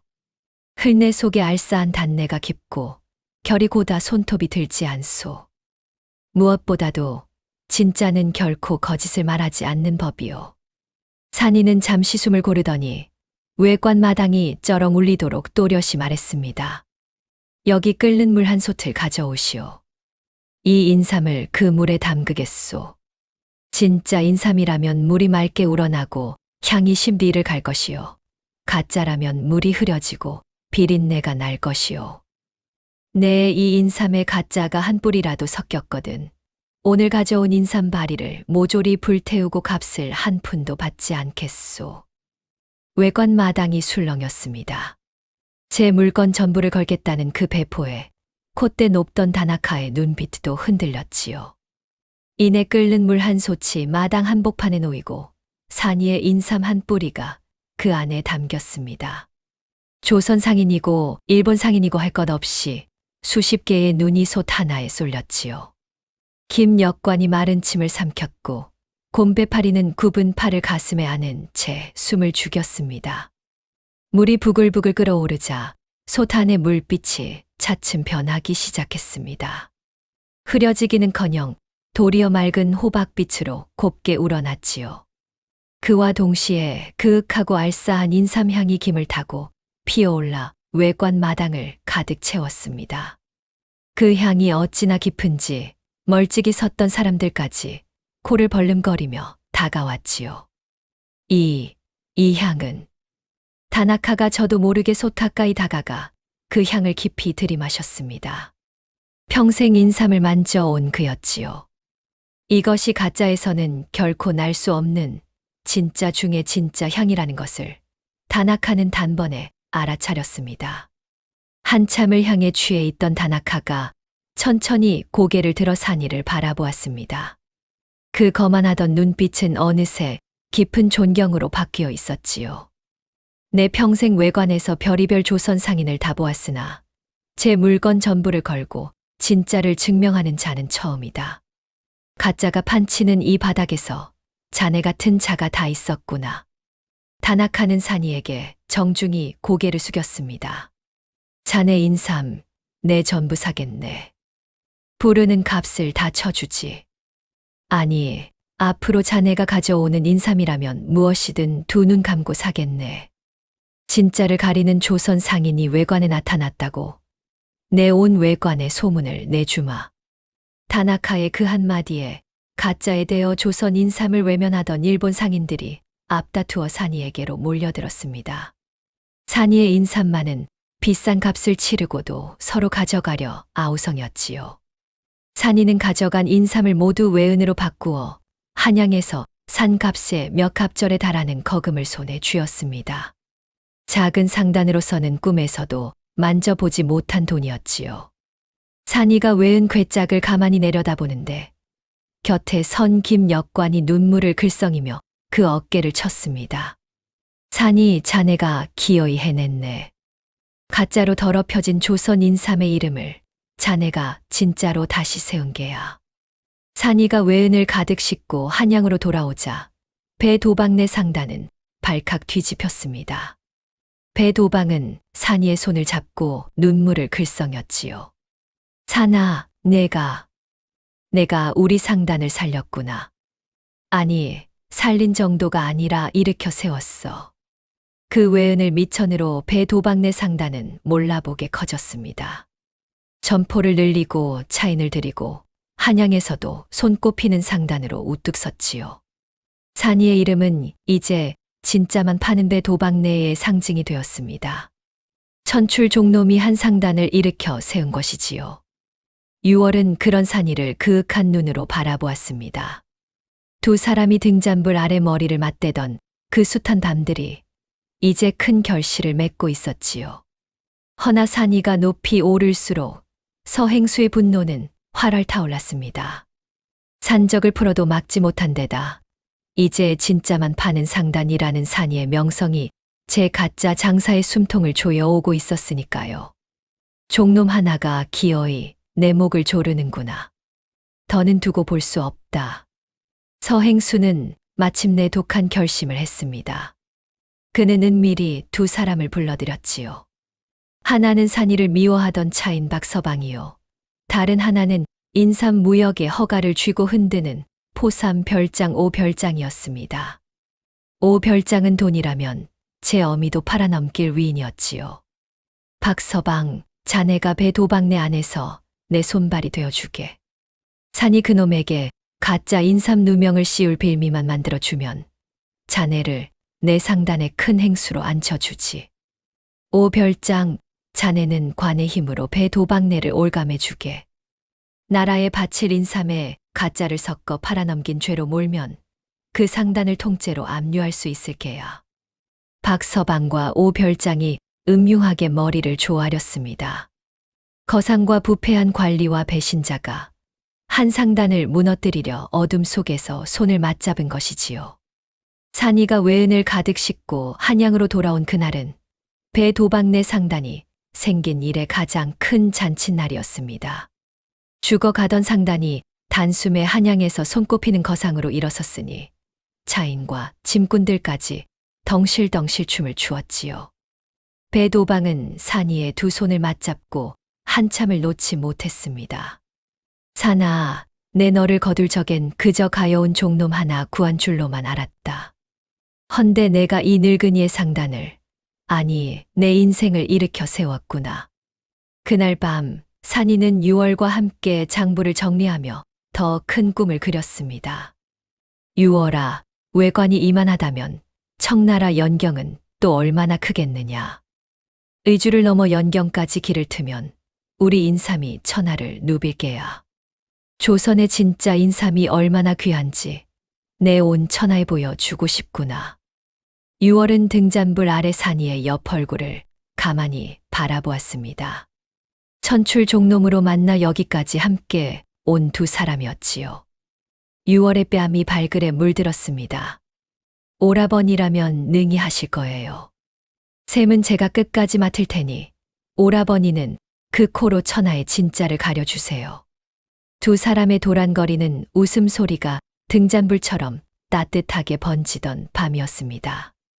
허나 그 따뜻한 불빛 너머 어둠 속에서는 독한 음모가 차곡차곡 연글고 있었지요. 차인 박서방이 서행수에게 받은 밀명을 마침내 실행에 옮기고 있었던 것입니다. 때마침 배도방네 상단은 나라에 바칠 진상인삼과 청나라로 보낼 포삼을 큰 괴짝 가득 채워두고 있었지요. 그것은 관의 검수를 거쳐 나가는 한치의 흠도 있어선 안 될 귀한 물목이었습니다. 박서방은 깊은 밤 아무도 모르게 그 괴짝을 열었습니다. 그러고는 진짜 인삼 더미 속에 서행수에게 받아온 가짜 인삼을 슬그머니 섞어 넣었지요. 도라지에 인삼즙을 발라 만든 겉으로는 분간조차 어려운 가짜였습니다. 산이 내 놈이 제 아무리 코가 밝아도 제 상단 괴짝 속까지 일일이 맡아보진 못하겠지. 이 가짜가 관의 손에 발각되는 날이면 배도방네는 나라를 속인 죄로 끝장이야. 박서방은 음흉하게 웃으며 장부의 숫자마저 슬쩍 고쳐 놓았습니다. 그러고는 그 길로 오별장에게 은밀히 기별을 넣었지요.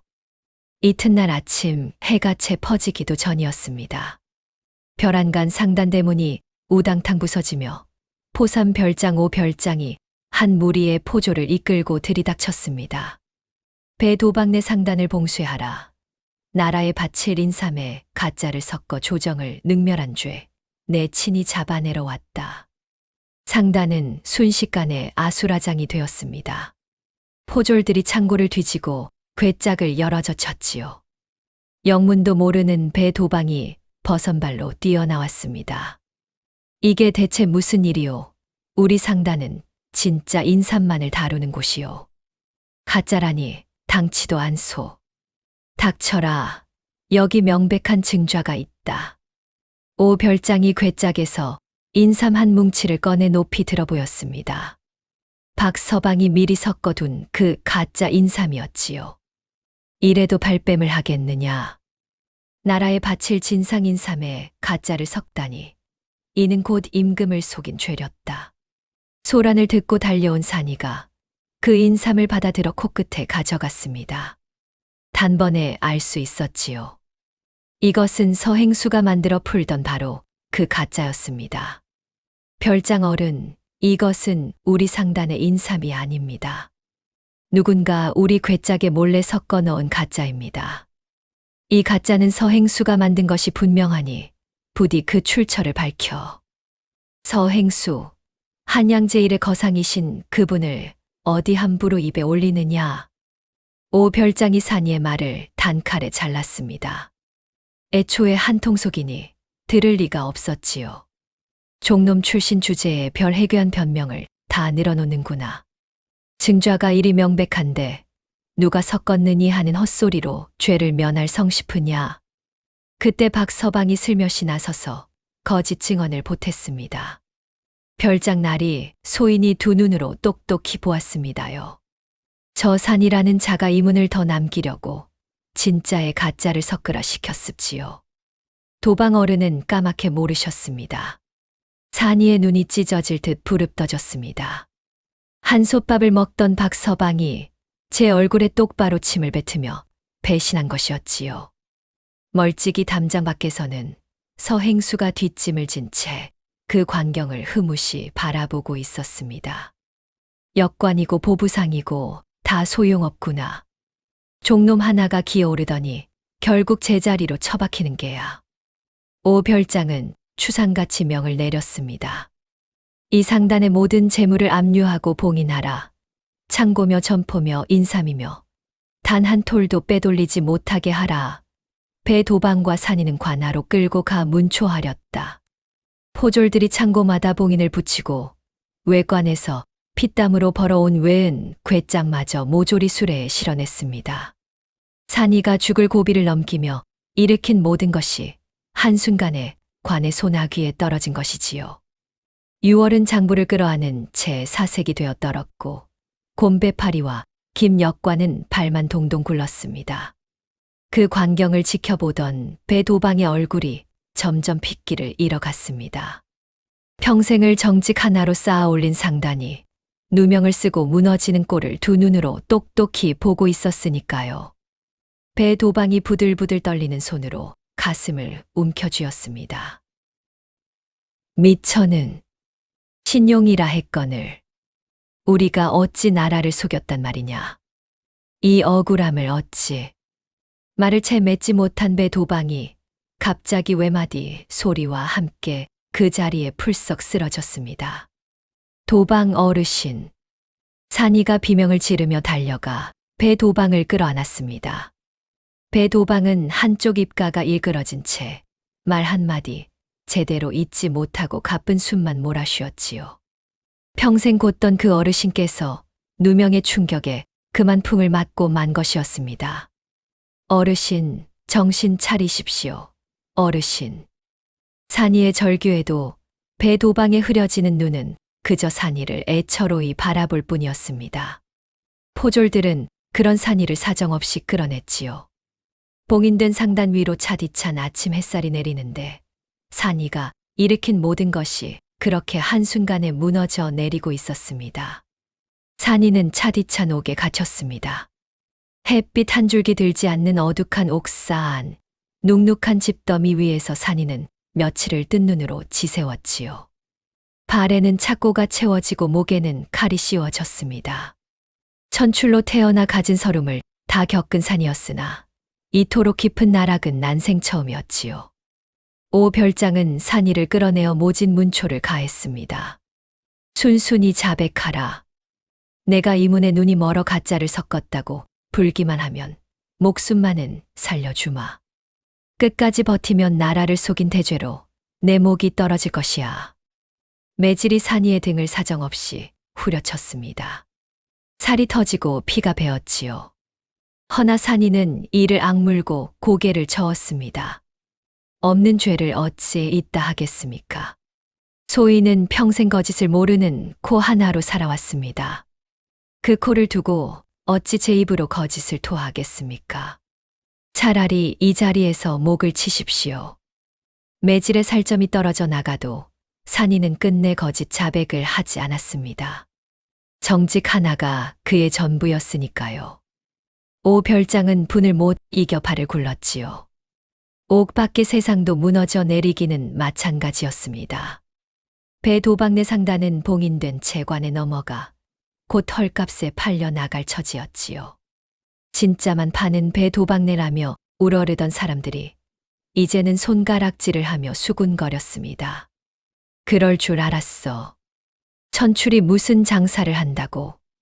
결국 사기로 한미천 잡으려다 들통난 게지. 어제까지 산이를 칭송하던 입들이 오늘은 그를 천하의 사기꾼으로 몰아세웠지요. 세상인심이란 그렇게도 모질었습니다. 허나 모두가 등을 돌린 것은 아니었습니다. 곰배파리와 김역관과 구표두는 산이의 무고함을 믿고 백방으로 뛰어다녔지요. 관아의 억울함을 호소하고 서행수의 농간을 캐려 애를 썼습니다. 허나 한낱 늙은 보부상과 폐인 역관과 늙은 호위의 힘으로는 거상과 부패한 관리가 짜놓은 그물을 도저히 뚫을 수가 없었지요. 6월은 풍을 맞아 자리보전한 배 도방을 밤낮으로 돌보았습니다. 한쪽 몸이 굳어말도 제대로 못하는 아비를 끌어안고 6월은 남몰래 눈물을 삼켰지요. 어느 날 6월이 옥사를 찾아왔습니다. 며칠 새 헬쑥하게 야윈 산이의 몰골을 보고 6월은 차마 말을 잊지 못했지요. 오라버니, 이 꼴이 다 무엇이에요? 산이는 칼을 쓴 채로도 애써 웃어 보였습니다. 6월아, 울지 마라. 도방 어른은 좀 어떠시냐? 6월은 끝내 대답을 못하고 고개를 떨구었습니다. 그 무거운 침묵이 곧 대답이었지요. 산이의 가슴이 무너져 내렸습니다. 내 욕심이 화근이었다. 천출 종놈 주제에 천하를 누비겠다 꿈을 꾸다가 나를 거두어 주신 그 어른을 내 손으로 사지에 몰아넣었구나.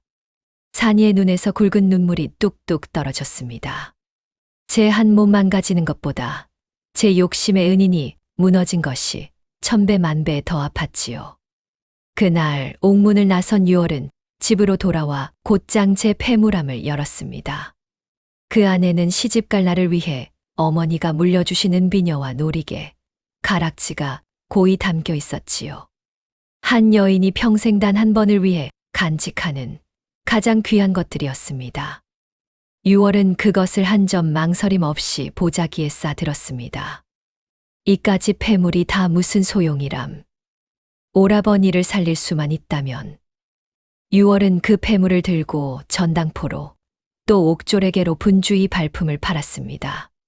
폐물을 잡혀 마련한 돈으로 매질에 상한 산이의 상처에 바를 약을 드리고 따뜻한 미음 한 그릇이라도 옥 안으로 넣어달라 옥졸을 구슬렸지요. 그러고도 모자라 단 며칠이라도 형 집행을 늦출 길이 없는지 관아의 아전들을 붙들고 사정사정하였습니다. 뒤늦게 그 사실을 전해 들은 산이는 그만 목이 메었습니다. 제 한 몸 때문에 6월이 평생 간직해 온 혼수 폐물까지 내다 팔았다니요. 착고를 찬 두 손으로 얼굴을 감싸며 산이는 어금니를 악물었지요. 6월아, 내 반드시 살아남아 그 폐물을 곱절로 되찾아 주마. 이대로 죽어서는 너를 볼 면목조차 없다. 그 무렵 서행수가 직접 옥사를 찾아왔습니다.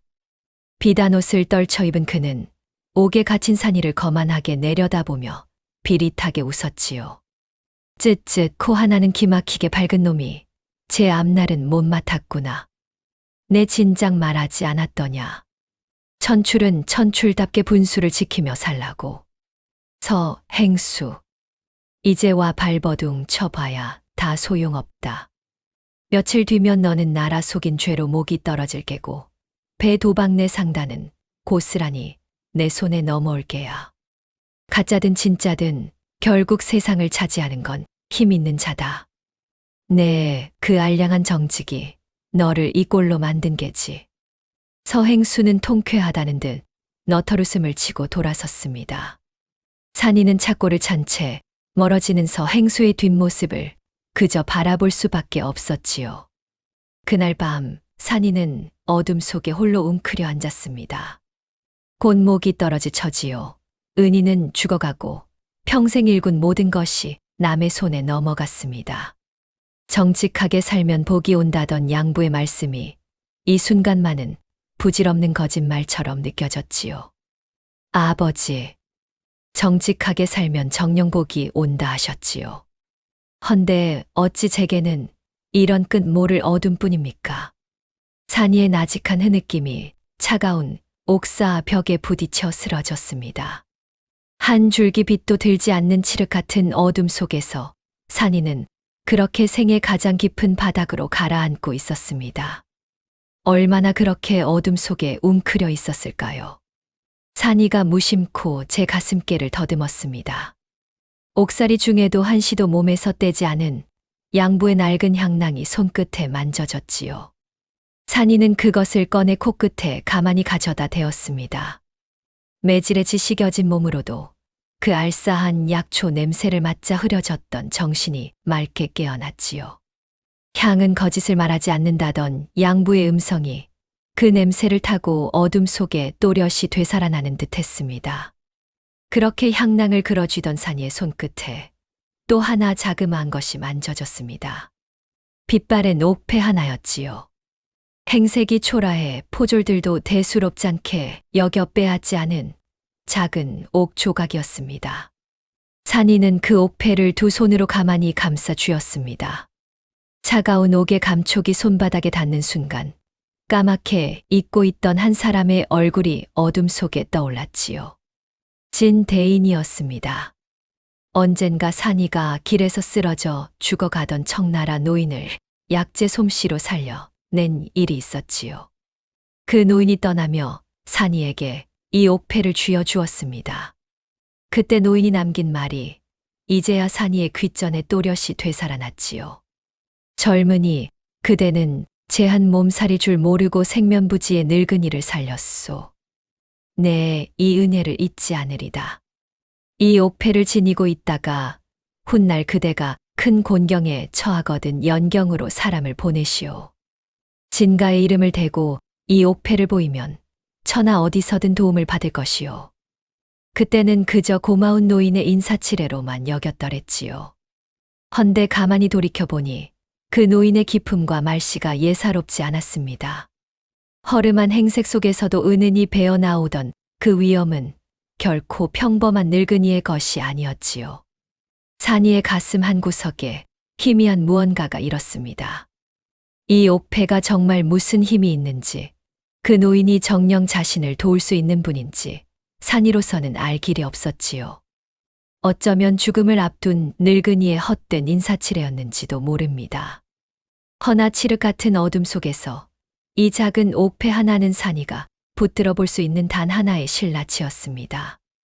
그때 양부의 음성이 어둠 너머에서 들려오는 듯했지요. 산아, 향은 거짓을 말하지 않는다. 너는 끝까지 그 코에 부끄럽지 않게 살아야 한다. 산이는 이를 악물었습니다. 없는 죄를 거짓으로 불고 비루하게 목숨을 구걸할 것이냐, 아니면 끝까지 진실을 밝히려 발버둥 칠 것이냐. 답은 이미 정해져 있었지요. 무엇보다 제 한 몸 때문만이 아니었습니다. 풍을 맞아 누운 도방 어른의 억울함을 이대로 둘 수는 없었고, 밤낮으로 옥문 앞을 지키는 유월을 백방으로 뛰어다니는 곰배파리와 김역관과 구표두를 이대로 저버릴 수는 없었던 것입니다. 주저앉아 죽음을 기다리지는 않겠다. 실라치 한 가닥이라도 남아있다면 끝까지 당겨보아야지. 산위에 흐려졌던 두 눈에 다시 형형한 기운이 차올랐습니다. 이튿날 산위는 면회 온 유월과 곰배파리를 옥창 앞으로 불렀습니다. 그러고는 품속의 옥패를 쇠창살 틈으로 조심스레 건넸지요. 유월아, 곰배파리 어르신. 이 옥패에 우리 모두의 목숨이 걸렸습니다. 부디 잘 들으십시오. 산이의 목소리는 어느새 침착하고 단단했습니다. 예전에 제가 살려드린 청나라 진대인이라는 어른이 이 옥패를 주시며 곤경에 처하거든 연경으로 사람을 보내라 하셨습니다. 그 어르신께선 결코 예사분이 아니었어요. 곰배파리 어르신, 어르신의 발과 길눈으로 이 옥패를 의주 만상에게 전해 주십시오.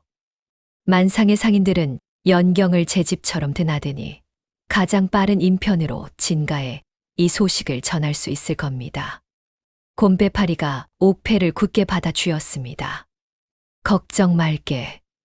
이 곰배파리 굽은 팔로 못 가는 길은 있어도 두 발로 못 가는 길은 없네. 밤을 새워서라도 의주까지 단숨에 달려가지. 산이는 다시 유월을 보았습니다. 유월아, 너는 김역관, 구표두 어른과 함께 며칠 말미를 벌어다오. 나라 속인 죄는 한양 조정에 재가가 있어야 형을 집행할 수 있으니 정식 재판을 열어달라 끈질기게 호소하면 며칠은 더 벌 수 있을 게다. 그 사이에 진대인의 도움만 받는다면 우리는 다시 일어설 수 있어. 오라버니, 꼭 그리할게요. 무슨 일이 있어도 오라버니를 그냥 보내지 않을 거예요. 유월의 눈에 다시 생기가 돌았습니다. 절망 속에 주저앉았던 이들이 산이의 단단한 한마디에 다시 일어선 것이지요. 옥에 홀로 남은 산이는 차가운 벽에 등을 기대고 멀리 북쪽 하늘을 그렸습니다. 1000리 밖 의주를 넘어 또 1000리 밖 연경까지. 그 까마득한 길 끝에 무엇이 기다리는지 산이는 알지 못했지요. 허나 알 수 없다 하여 손 놓고 앉아 있을 수는 없었습니다. 설령 헛된 길이라 해도 내가 할 수 있는 일이라면 끝까지 다 해보겠습니다. 도방 어른, 조금만 더 견뎌 주십시오. 산이는 그렇게 차가운 옥바닥에서 두 주먹을 굳게 말아 쥐었습니다. 칠흑했던 옥사에 비로소 희미한 새벽빛이 스며들기 시작했습니다. 산이의 목숨은 그야말로 바람 앞에 등불이었습니다. 오별장은 하루빨리 형을 집행하려 안달이었으나 유월과 김역관과 구표두가 관아 앞에 엎드려 끈질기게 호소했지요. 나라를 속인 죄라면 마땅히 임금의 재가를 받아 정식으로 다스려야 하거늘 어찌 별장 한 사람의 손으로 사람의 목숨을 함부로 끊으려 하십니까? 구표두가 늙은 무관의 위엄으로 추상같이 따지니 오 별장도 함부로 형을 서두를 수는 없었습니다. 그렇게 하루 또 하루 산이의 사람들은 피를 말리며 하루하루 날을 벌었지요. 그 사이 곰배파리는 굽은 팔을 부여안고 의주를 향해 1000리 길을 내달렸습니다. 밤에는 별을 보고 길을 잡고 낮에는 발이 부르트도록 걸었지요. 마침내 의주에 다다른 곰배파리는 만상의 큰 상인을 찾아 산이의 옥패를 내보였습니다. 옥패를 본 만상의 상인이 소스라치게 놀랐지요. 이 옥패는 연경의 진가, 진대인 어른의 신표가 아닌가. 자네, 이걸 대체 어디서 났는가. 곰배파리는 그제야 알았습니다. 산이가 살려준 그 허름한 노인이 실은 연경 약재 시장을 손에 쥔 거대한 가문 진가의 어른이었음을. 청나라 약재상들이 우러러보고 의주 만상마저 함부로 대하지 못하는 큰 인물이었던 것이지요. 만상의 상인은 그 길로 가장 빠른 인편을 연경으로 띄웠습니다. 진가의 산이의 위급을 알리는 전갈이 압록강을 건너 천리 연경으로 쏜살같이 달려갔지요. 연경의 진가 큰 저택. 노안으로 자리에 누워있던 진대인은 산이의 소식을 듣자마자 자리를 박차고 일어났습니다. 무어라, 그 젊은이가 죽어가던 나를 살린 그 조선 젊은이가 누명을 쓰고 옥에 갇혔다고. 진대인의 두 눈의 불길이 일었습니다. 아무 대가도 바라지 않고 제 목숨을 살려준 그 은인을 결코 모른 척할 수 없었지요. 노구를 이끌고 진대인은 손수 조선 길에 올랐습니다. 연경에서 의주로, 의주에서 한양으로. 진가의 위세를 등에 업은 그 행차는 가는 곳마다 길이 절로 열렸지요. 마침내 산이의 형이 집행되기로 한 바로 그날이었습니다. 관아 마당에 형틀이 세워지고 산이가 끌려 나왔지요. 오별장이 득이양양하게 앉아있고 멀찍이 서행수가 팔짱을 낀 채 그 끝을 지켜보고 있었습니다. 죄인 산이를 형틀에 묶어라. 오별장이 막 호령을 내리려는 찰나였습니다. 그 형틀 멈추시오. 관아 대문이 활짝 열리며 비단 도포를 떨쳐 입은 한 노인이 위풍당당하게 걸어 들어왔습니다. 청나라 사신을 호위하는 무리가 그 뒤를 따랐지요. 마당에 있던 모두가 그 위험에 압도되어 입을 다물었습니다. 다름 아닌 진대인이었지요. 산이는 형틀 앞에서 그 얼굴을 보고는 제 눈을 의심했습니다. 진대인 어른? 진대인은 곧장 오별장 앞으로 나아가 추상같이 호통쳤습니다. 이 사람이 나라를 속인 죄인이라고. 어림없는 소리. 이 젊은이로 말할 것 같으면 죽어가던 이 늙은이를 아무 대가도 바라지 않고 살려낸 의인이요. 제 입속을 위해 가짜를 섞을 위인이 결코 아니란 말이오. 오별장의 얼굴이 새파랗게 질렸습니다. 진대인이 누구입니까?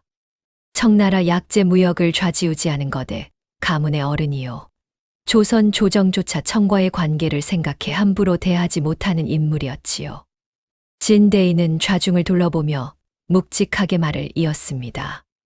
가짜 인삼이라 좋소. 그렇다면 진짜와 가짜를 한자리에서 가려봅시다. 이 젊은이가 정녕 제 손으로 가짜를 섞었는지, 아니면 누군가 이 젊은이를 음해하려 가짜를 심었는지. 만천하가 보는 앞에서 공정히 가려보자는 말이오. 내 청나라 거상의 이름을 걸고 이 일을 끝까지 지켜보겠소. 청나라 거상이 직접 나서 공개 재조사를 요구하니 오별장도 더는 형을 서두를 수가 없었습니다. 서행수의 낯빛도 처음으로 일그러졌지요. 일이 제 뜻과는 영 다른 방향으로 흘러가고 있었으니까요. 그날 밤 진대인이 옥에서 풀려난 산이를 조용히 불렀습니다. 산이는 진대인 앞에 엎드려 차오르는 눈물을 감추지 못했지요. 어르신, 한낮 길에서 스친 인연일 뿐인데 이 먼 길을 손수 오시다니요. 소인이 무얼 했다고. 진대인이 산이의 손을 따뜻이 잡아 일으켰습니다. 무얼 하다니. 자네는 생면부지의 늙은이를 살리고도 끝내 아무것도 바라지 않았지. 그 마음이 어떤 것인지 내 평생 장사치로 살며 처음 보았네. 사람의 진심은 결코 헛되이 사라지지 않는 법이야. 자, 이제 자네 차례일세. 만천하 앞에서 진짜가 무엇인지 그 코로 똑똑히 보여주게. 산이는 가만히 고개를 끄덕였습니다. 바라지도 않았던 손길이 이 먼 데서 찾아와 자신을 일으켜 세우니 가슴이 벅차 차마 말을 잇기 어려웠지요. 산이는 두 주먹을 굳게 말아 쥐었습니다. 잃었던 모든 것을 되찾고 진짜의 힘으로 거짓을 무너뜨릴 단 한 번의 자리가 이제 코앞에 다가와 있었습니다. 마침내 모든 진실을 가릴 공개 대질의 날이 밝았습니다. 관한 어른 마당에 멍석이 깔리고 소문을 들은 백성들이 구름같이 몰려들었지요. 한복판에는 산이를 올가맨 그 가짜 인삼이 증좌랍시고 놓였고 한편에는 진대인이 청나라 사신의 위의를 갖추고 앉았습니다. 오별장은 짐짓 위엄을 부리며 자리를 잡았고 서행수는 뒷전에서 팔짱을 낀 채 산이를 비웃듯 바라보았지요. 그 곁에는 박서방이 슬그머니 몸을 숨기고 있었습니다. 오별장이 헛기침을 하며 입을 열었습니다. 자, 죄인 산이는 들으라. 나라에 바칠 진상인삼에 가짜를 섞은 죄, 내 무슨 변명을 늘어놓을 테냐. 산이는 형틀에서 풀려난 몸으로 마당 한가운데에 꼿꼿이 섰습니다. 며칠 옥살이에 헬쑥했으나 그 눈빛만은 형형하게 살아있었지요. 별장 어른. 변명 대신 소인이 직접 진짜와 가짜를 가려 보이겠습니다. 여기 증좌라는 이 인삼들을 보십시오. 산이는 멍석 위에 놓인 인삼 무더기로 다가가 하나하나 코끝에 가져다 대기 시작했습니다. 마당의 모든 눈이 그 손끝에 쏠렸지요. 이윽고 산이가 고개를 들어 마당이 쩌렁 울리도록 외쳤습니다. 이 인삼은 전부 가짜 올시다. 이게 진짜거든. 지금 이 자리에서 내 목을 치시오. 좌중이 술렁였습니다. 제 목숨을 건 그 한마디에 오별장의 눈썹이 꿈틀했지요. 그 말 책임질 수 있으렸다. 여봐라, 저 인삼을 모조리 쪼개 보아라. 포졸들이 인삼을 칼로 쪼개자 과연 속에서 잔돌과 납 조각이 우수수 쏟아졌습니다. 도라지에 인삼즙을 발라 빛깔만 낸 영락없는 가짜였지요. 백성들이 웅성거렸습니다. 이번엔 진짜를 보여드리지요. 산이는 품에서 인삼 한 뿌리를 꺼냈습니다. 옥에 갇히기 전 6월이 몰래 간직해 두었던 강원 상등품이었지요. 끓는 물 한 솥에 그 인삼을 담그자 물이 맑은 호박빛으로 곱게 우러나고 그윽한 향이 마당 가득 번졌습니다. 누가 보아도 진짜와 가짜의 차이가 뚜렷했지요. 보십시오. 진짜를 단번에 가리는 이 코를 가진 소인이 어찌 제 손으로 가짜를 섞겠습니까? 가짜를 섞어 이문을 남기느니 소인은 차라리 굶기를 택할 사람입니다. 이 가짜는 결코 소인의 것이 아닙니다. 누군가 소인을 해하려 우리 괴짝에 몰래 심은 것입니다. 산이의 목소리가 한층 높아졌습니다. 무릇 가짜를 만드는 자에게는 저마다의 솜씨와 버릇이 있습니다. 도라지를 어찌 다듬고 인삼즙을 어찌 입히며 무엇으로 무게를 늘리는지 그 수법이 마치 글씨의 필체처럼 똑같이 남지요. 한데 이 가짜에 박힌 수법은 요사이 동네 외관을 가짜로 뒤덮어 조선 인삼의 신용을 떨어뜨린 바로 그 가짜와 한치도 다르지 않습니다. 이 가짜를 만든 자와 외관을 어지럽힌 자가 곧 한 사람이라는 말입니다. 산이는 천천히 돌아서서 뒷전의 서행수를 똑바로 가리켰습니다. 그 가짜를 만들어 천하에 퍼뜨린 자가 누구인지 그 자의 곳간을 열어 그 인삼의 향을 맡아보면 단박에 드러날 것입니다. 서행수, 어른의 곳간을 여시지요. 서행수의 얼굴이 일순 굳었으나 이내 너털웃음을 치며 받아쳤습니다. 하하, 종놈이 죽을 때가 되니 별 미친 소리를 다 하는구나. 감히 한양제일 거상의 곳간을 열라고? 별장, 저 무엄한 자의 입을 당장 막으시오. 오 별장이 거들고 나서려는데 그때였습니다. 줄곧 마당 구석에 숨어 떨고 있던 박서방이 더는 견디지 못하고 그 자리에 풀썩 주저앉았습니다. 나라 속인 죄의 칼날이 제 목으로 향할까 두려움에 사색이 된 것이지요. 6월이 그 틈을 놓치지 않고 한 걸음 나섰습니다. 손에는 박서방이 고친 장부가 들려 있었지요. 박서방, 이 장부의 글씨를 보아라. 내가 몰래 고쳐 쓴 숫자가 여기 이렇게 또렷이 남아있다. 내 필체를 내가 모를 줄 알았느냐? 박서방의 입술이 새파랗게 떨렸습니다. 진대인이 묵직한 음성으로 쐐기를 박았지요. 이 실직 고하라. 나라를 속인 대죄 끝까지 감추면 그 죄가 오롯이 내 한 몸을 짓누를 것이요. 바른 대로 고하면 정상은 참작될 것이다. 자, 누가 내게 그 가짜를 시켰느냐? 박서방이 마침내 무너졌습니다. 그는 서행수를 향해 손가락질하며 울부짖었지요. 서행수 어른이 시켰습니다요. 가짜를 괴짜게 섞으라고. 그 대가로 당신 상단에 큰 행수 자리를 주마하셨습니다. 오별장 나리께도 두둑이 뇌물을 찔러 넣었습죠. 소인은 그저 시키는 대로 했을 뿐입니다요. 마당이 발칵 뒤집혔습니다. 거상과 부패한 관리와 배신자가 짜고 든 음모가 만천하 앞에 낱낱이 드러난 것이지요. 이놈이 미쳤나? 누가 그런 헛소리를. 서행수가 펄쩍 뛰며 발뺌했으나 이미 늦었습니다. 진대인의 한마디에 관차들이 서행수의 곳간으로 달려갔고 이내 그 곳간에서 산이가 말한 그대로의 가짜 인삼이 산더미처럼 쏟아져 나왔지요. 도라지에 인삼즙을 입히고 잔도를 박은 외관을 어지럽힌 바로 그 가짜였습니다. 서행수의 다리가 풀렸습니다. 평생 가짜로 쌓아 올린 그의 거상 행세가 한순간에 와르르 무너져 내린 것이지요. 나라에 바칠 인삼을 가짜로 더럽히고 천하의 신용을 어지럽힌 진짜 죄인은 다름 아닌 서행수 자신이었던 것입니다. 정직한 자를 모함하여 제 죄를 씌우려다 도리어 제 발등을 찍은 셈이었지요. 산이가 그 가짜 인삼 한 뿌리를 집어들고 넋이 나간 서행수 앞으로 천천히 다가갔습니다. 서행수 어른께서 천하에 팔아온 이 물건 어디 한번 직접 향을 맡아보시지요. 이게 진짜입니까? 가짜입니까? 서행수는 부들부들 떨기만 할 뿐 한마디도 답하지 못했습니다. 평생 가짜를 팔아 거상이 되었으되 정작 진짜와 가짜를 가릴 코는 그에게 없었던 것이지요. 산이는 그 인삼을 가짜 더미 위에 툭 내던지며 좌중을 향해 또렷이 말했습니다. 가짜를 파는 자는 많아도 가짜를 가릴 줄 아는 자는 드뭅니다. 향은 거짓을 말하지 않습니다. 다만 사람이 욕심에 눈이 멀어 제 발로 그 향을 외면할 뿐이지요. 지켜보던 백성들이 너나 할 것 없이 야유를 퍼부었습니다.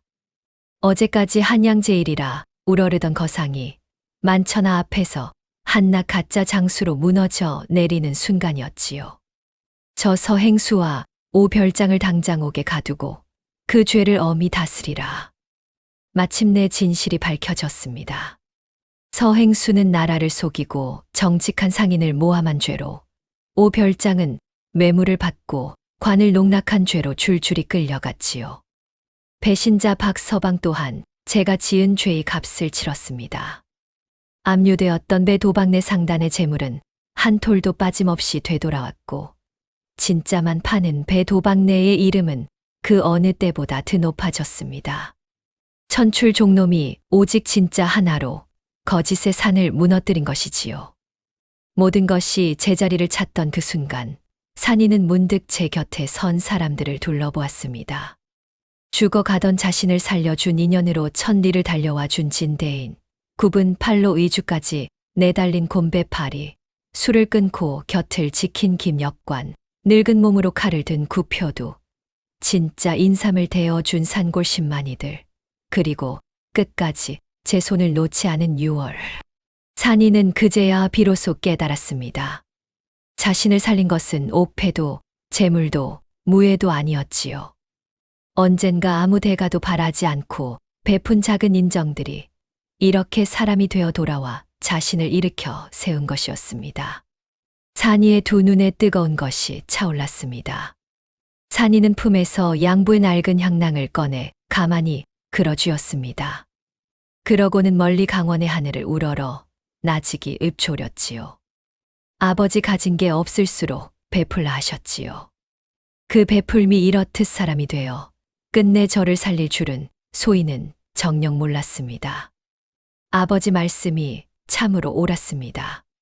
바라지 않고 건넨 손길이 언젠가 큰 나무가 되어 돌아온다던 그 말은 이제 산이가 평생 가슴에 새길 진실이 되었습니다.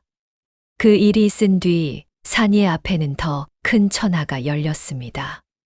진대인은 산이의 고든 됨됨이와 비범한 재주에 반하여 그를 연경 약재 무역의 큰 길로 이끌었지요. 진가의 이름을 등에 업은 산이는 의주를 넘어 연경을 제 집처럼 드나들며 청나라 천하의 약재를 주물렀습니다. 연경의 저작거리에서는 멀리 서역에서 온 푸른 눈의 대상들과도 거래를 텄지요. 머나먼 서역 길을 건너온 진귀한 향료와 약재가 산이의 손을 거쳐 조선으로 들고 조선의 진짜 인삼이 산이의 손을 거쳐 천하로 퍼져나갔습니다.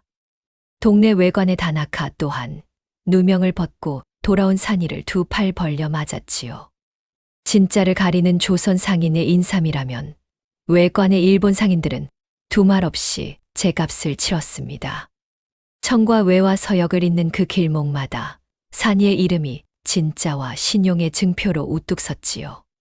풍을 맞아 누웠던 배 도방도 산이가 누명을 벗고 상단을 되찾았다는 소식에 기운을 차려 마침내 자리를 털고 일어났습니다. 배 도방은 산이의 두 손을 맞잡고 한참을 울었지요. 산아, 아니, 이제는 행수라 불러야겠구나. 미처는 신용이라던 이 늙은이의 말을 내가 천하에 증명해 보였다. 이 상단을, 내 평생을 너만 믿고 맡기마. 그리고 산이가 누구보다 먼저 한 일이 있었습니다. 6월이 저를 위해 잡혔던 그 혼수 폐물을 한달음에 전당포로 달려가 곱절의 값을 치르고 되찾아 온 것이지요. 산이는 그 은비녀를 두 손으로 받쳐들고 6월 앞에 가만히 무릎을 굽혔습니다. 6월아, 내가 나를 위해 이 폐물까지 내어주던 그 마음을 내 평생 갚으며 살고 싶구나. 이 비녀, 이제는 내 손으로 내 머리에 꽂아 주어도 되겠느냐. 6월의 두 눈에 눈물이 그렁그렁 차올랐습니다. 차갑고 영민하던 그 처녀가 천출 종놈을 마음에 들이고 끝내 지아비로 맞은 것이지요. 얼마 뒤 두 사람은 조촐 하나 더 없이 따뜻한 혼례를 올렸습니다. 등잔불 아래 머리를 맞대던 두 사람이 이제 한 가정을 이루어 나란히 더 큰 천하를 그려나가게 된 것입니다. 세월이 흘렀습니다. 산이의 상단은 어느덧 조선 팔도에서 으뜸 가는 거상으로 우뚝 섰습니다. 한양의 너른 객주에는 청나라에서 온 약재와 외관에서 들여온 진귀한 물산과 멀리 서역에서 건너온 향료가 산처럼 쌓였지요. 의주에서 동네까지 산이의 인삼이라면 누구나 두말 없이 제값을 치렀습니다. 진짜만 파는 산이 행수, 그 이름 석자가 곧 천하의 신용이 된 것이지요. 허나 조선 최고의 거상이 되어서도 산이는 조금도 변하지 않았습니다. 비단 두루마기를 걸쳤어도 여전히 새벽이면 손수곡간에 나가 인삼 한 뿌리 한 뿌리의 향을 코로 맡았지요. 가짜는 한 톨도 들이지 않았고 아무리 작은 거래라도 신용을 어기는 법이 없었습니다. 한때 저를 거두어 준 배 도방을 친아버지처럼 모셨고 길에서 업신여김 받던 이들에게는 여전히 따뜻한 손을 내밀었지요. 곰배파리도 김역관도 구표두도 산골신만이들도 모두 산이의 곁에서 어엿한 한 몫을 하며 사람답게 살게 되었습니다. 6월은 그런 산이의 곁을 평생 지켰습니다. 코로 진짜를 가리는 지아비와 샘으로 그 진짜를 천하에 펴는 지엄이. 두 사람이 나란히 그려나간 천하는 등잔불 아래 머리를 맞대던 그 옛날의 꿈보다도 더 크고 환했지요. 어느 겨울날이었습니다. 산이가 객주 앞을 지나는데 한 어린 거지 아이가 추위에 떨며 처마 밑에 웅크려 있었지요. 그 행색이 꼭 오래전 한양거리의 제 모습 같았습니다. 산이는 걸음을 멈추고 따뜻한 국밥 한 그릇을 손수 말아 아이의 언 손에 쥐어 주었습니다. 얘야, 가진 게 없을수록 베풀어야 한단다. 베푼 것은 땅에 묻은 씨앗과 같아서 언젠가 반드시 큰 나무가 되어 돌아오는 법이지. 나도 꼭 너만 할 적에 어떤 인자하신 어른께 그 말씀을 들었단다. 그러니 너도 이 다음에 형편이 펴거든. 오늘 너처럼 굶주린 이를 보거든 망설이지 말고 따뜻한 밥 한 그릇 나누어 주려무나. 그 작은 베풀미 또한 아래 씨앗이 되어 사람에서 사람으로 끝없이 이어질 테니 말이다. 영문 모르고 국밥을 받아든 아이를 보며 산이는 빙그레 웃었습니다. 그러고는 문득 고개를 들어 멀리 겨울 하늘을 우러러 보았지요. 그 하늘 어딘가에 향은 거짓을 말하지 않는다던, 가진 게 없을수록 베풀라던 양부의 인자한 얼굴이 떠오르는 듯했습니다. 천출 종놈으로 태어나 오직 정직한 코 하나와 베푸는 마음 하나로 천하를 얻은 사내. 산이가 걸어온 그 길 위로 따뜻한 겨울 햇살이 눈부시게 내리고 있었습니다. 이 이야기에서 제 마음에 가장 오래 남은 장면이 있어요. 모든 것을 빼앗기고 옥에 갇힌 산이가 캄캄한 바닥에서 양부가 남긴 낡은 향낭을 꺼내 코에 대던 장면이지요. 가진 것 하나 없이 누명까지 쓰고 곧 형장으로 끌려갈 처지인데도 산이는 그 향내 하나에 정신을 다잡고 끝까지 고듬을 지킵니다. 저는 그 장면에서 산이를 끝내 일으켜 세운 것이 옥패도 재물도 아니라는 것을 알았어요. 가진 것 없던 시절 그가 아무 대가도 바라지 않은 베푼 작은 인정들, 한 그릇의 밥이, 한 번의 친절이 다시 돌아와 그를 살린 것이지요. 향은 거짓말을 하지 않는다.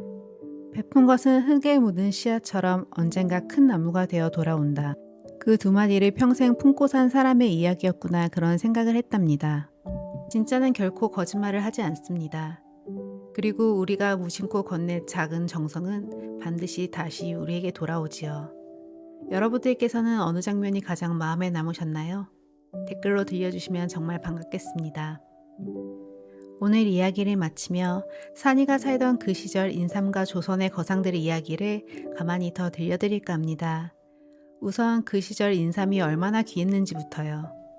조선 후기의 인삼, 그 중에서도 쪄서 말린 홍삼은 청나라와 일본이 서로 못 가져가 안달이던 보배였습니다. 오죽하면 청나라 사람들이 몰래 국경을 넘어와 우리 삼삼을 캐갈 정도였지요. 이야기 속 산이가 그 귀한 인삼 한 뿌리의 진이를 코끝으로 가려냈으니 그게 얼마나 어마어마한 재주였는지 짐작이 가시지요? 그럼 산이 같은 거상이 진짜로 있었을까요? 네, 있었습니다. 우주상인을 만상, 개성상인을 송상이라 불렀는데 이들이 인삼을 들고 청나라와 일본 사이를 누비며 막대한 불을 쌓았지요. 그 중에서도 임사곡이라는 이가 가장 이름이 났는데 변변치 않은 처지에서 시작해 조선 최고의 인삼 거상이 된 사람입니다. 청나라 사람들이 값을 후려쳐 단합을 하자 가져간 인삼을 마당에 쌓아 불을 질러 도리어 더 비싼 값에 팔았다는 이야기가 전할 만큼 배포가 대단한 인물이었다고 해요. 그런데 그렇게 큰 장사의 미천이 무엇이었을까요? 놀랍게도 돈이 아니라 신용이었답니다. 임상옥도 평생 신의를 목숨처럼 여겼다고 하지요. 한 번 뱉은 말, 한 번 맺은 약속을 저버리지 않는 것. 그게 거상이 될 수 있었던 미천이었던 겁니다.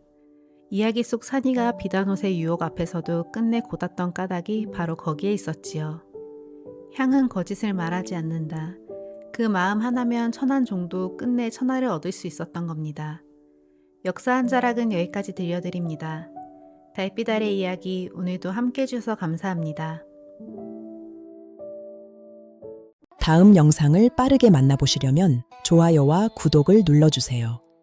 지금 화면에 나오는 달빛 아래 이야기에 더 재미있는 영상들도 함께 해주세요. 그럼 모두 행복한 하루 보내세요. 감사합니다.